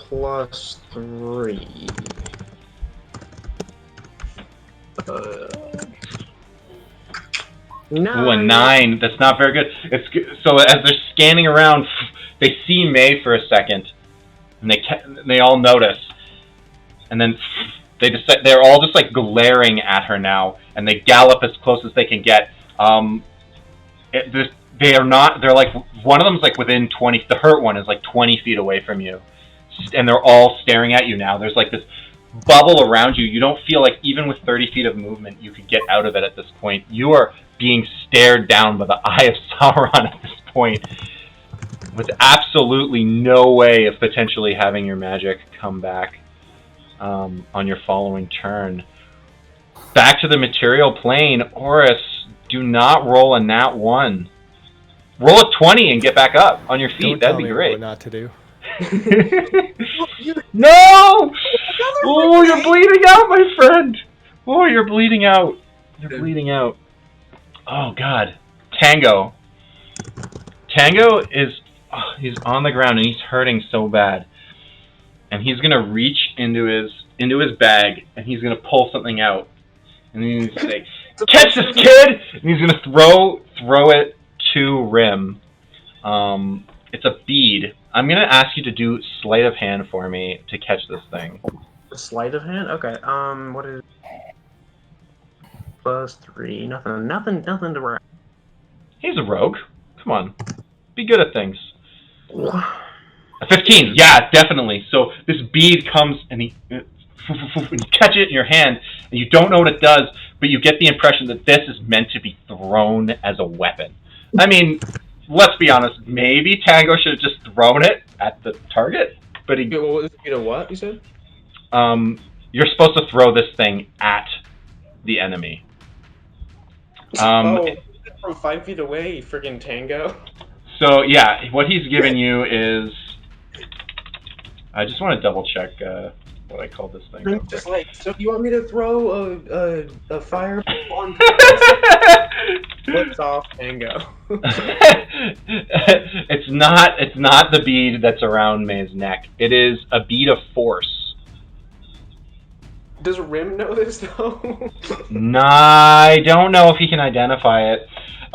It's a small black sphere. Yeah. It does have a radius, so you have to kind of throw it near the mage, not at the mage itself. I don't know if technically you can do that within the rules. I think you have to choose a target for things, but I allow it because I allowed him to throw a fireball above a troll, if you remember, before the new year. So if you would like to use this bead of force, or maybe you pocket it because you're feeling cocky, I have no idea.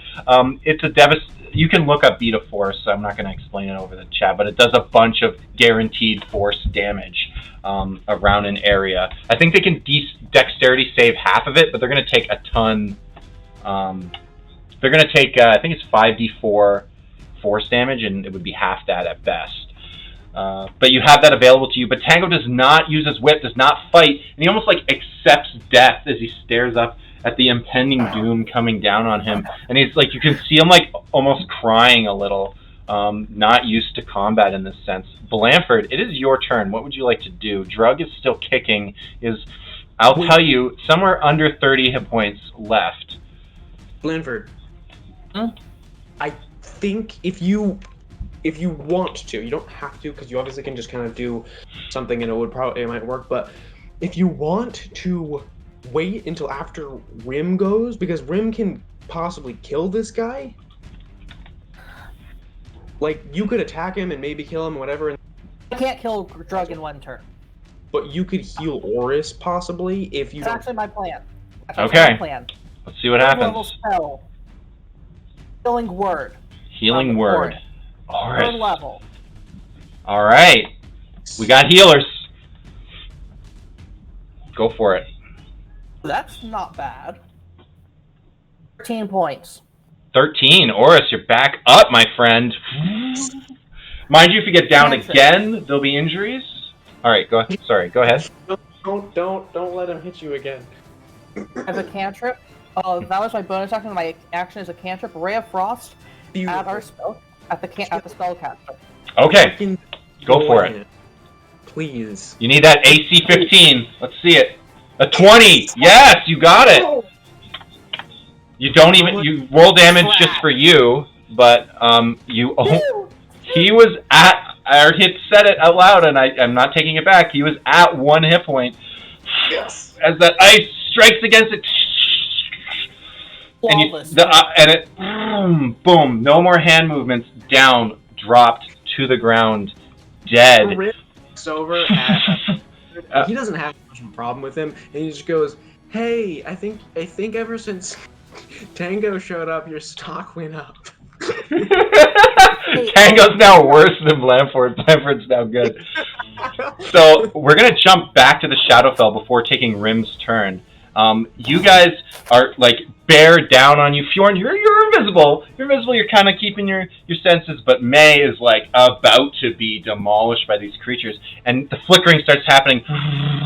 You start seeing everybody in the material plane, everybody back in the Shadowfell, back and forth. And Corbin, you see him. He starts to be mad about it. He's like, "No!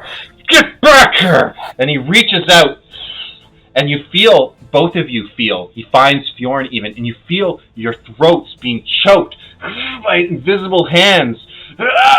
And while you do, you flicker back into the material plane, back into the Shadowfell. You see behind Corbin, you're not sure if it's really there, if it's just something in your mind. You see this massive creature moving in the background, and you're vaguely reminded of the description of it. This humongous, many stories tall creature, the Mazgate.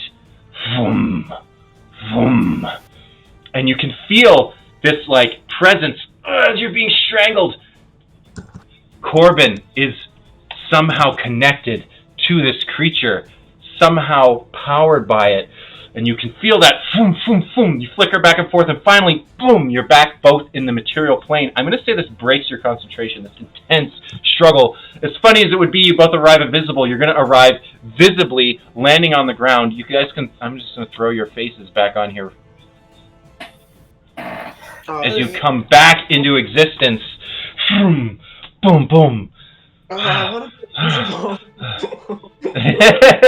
It wasn't. Well, you know what? I'll let you roll. It's going to be a DC 18.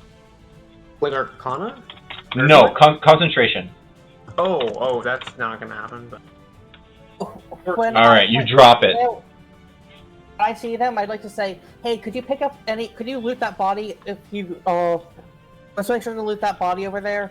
It looks. I feel it's going to be good." You mean Oris? Loot Oris's body? No, Oris is back up. Everyone's standing. Okay, as you epic ending of this, I'm gonna give however you want it. Because to be honest, the reason Drug's at the bottom of that initiative is because he rolled poorly, and Rim did as well. So I'm gonna give you Fjorn and May before you guys get back. You're prone, but you get up. Fjorn, your turn. What would you like to do? Kill him. Go for it. Epic attacks. Let's see it happen. Take this guy down. No, that's not gonna hit. Oh my goodness. damn it! A 23 is good. A 23 is good, or 22.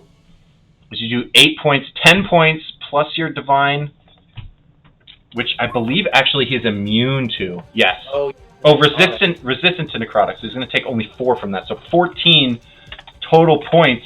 As you slam into Drug, he's boiling on the inside. He's crimpling and he's feeling like some pain, actually. He normally ignores the pain, but at this point he's starting to feel it. May, he's still standing with some hit points. What do you got for me? She's just gonna... God, magic missile at... What's the highest level I can do? I think I can do second. Let's just kill this freaking Sure. Kill him again for the. What is it? That's 4d4s. Let's do it. He's got some amount of hit points. You Wow. know what? Damn it. Revenants have 136 hit points. He currently has 124 damage on him. Oh! 12 is exactly what you needed. Exact number. Smash, Yes. smash, smash. Boom, boom, boom. The Revenant drug drops to the ground. You guys are out of initiative. Yeah, her friggin' bolts are like very angry. What's it? Purple? They were like red, almost, as they glowed and struck into the sky. I don't know if red's in your categories. Maybe I it's don't not. know. It's blue. It's like really like bright blue, like this glowing bright blue, and just like lightning all. Yeah, but then there's like this like little line of black in it as you've been touched by the Shadowfell so many times. You almost feel like, a part of you is now starting to feel attached to the Shadowfell. Yeah, and Rim can pocket that bead of force. You can just keep that. That's an item you now have. He's not going to ask for it back. I'm going to make my way. I'm going to start running over to that sorcerer and start looting. Should I have, instead of doing that, should I have got hit, what's his name, with one of the other bolts? Hit who? This body has, is that crown thing something? Crown? Well, what? The one who had the glowing crown was Corbin. Oh, sorry, whatever this thing had. I'm going to go over there. And You're start not sure? looting. So I'm going to try to speed through this as quickly as I can because I know we're going over time here. So I'm going to jump through a bit here because I want to give you a little bit of a reward almost in a sense for this. Now you're going to get rewarded for potential material gain on a next episode. We'll worry about that. As you search the body though, you do notice, you pull open, Gloom Ilk tattoo on this person. But their eyes are now back, like they look like a person's eyes, but dead. Not white or whatever. And you search it and you're like, this person doesn't have anything. The basic gear looks like a regular soldier. How did it take so many hits? You check like the sky above. You're trying to find something. There's nothing else there. You have the feeling. I'm gonna shoot like a crossbow bolt up into the sky and. See Yeah, like, sure, definitely. You guys like physically attack where you think that there should be something. You get the impression that some kind of, you don't know, but I forget how much information you have. You feel it's somehow tied back. Now, you don't feel like this that you killed is that grand sorcerer that is running the military. You feel like there's some kind of connection between that person and this, whatever it was. The troll has nothing of value on it. Drug has nothing of value on him. I'm going to go ahead and say you guys burn Drug's body again, causing him to possibly be days down the road before you have to deal with him. And after all this is said and done, I'm going to put you guys finally making it back to the academy because I want to add one more little tidbit to you guys. As you arrive back, you see the two, the Black Fang and the other female diviner, and they seemed really curious why you took so long to get back. They say, what took you guys so long? You guys just like, you were walking here and we were waiting for you, and then you like went and just like hung out for a while and you came back. And then you guys explained, the fight and everything you had, and they look pale. Especially this female diviner. They look very concerned because neither one of them knew you were in a fight. Their omniscience did that blip thing that the Black Fang was warning about and could not detect Drug, the mage, or that troll, and had no idea that there was even anyone that close. They're keeping track of the battlefield line, and they would have warned you if they knew people were invading and coming in. But they are, it's like she is like truly shaken because she didn't believe the Black Fang when he told them. This is like, to them, they've had vision, they've seen for so many years, like hundreds of years that they've lived.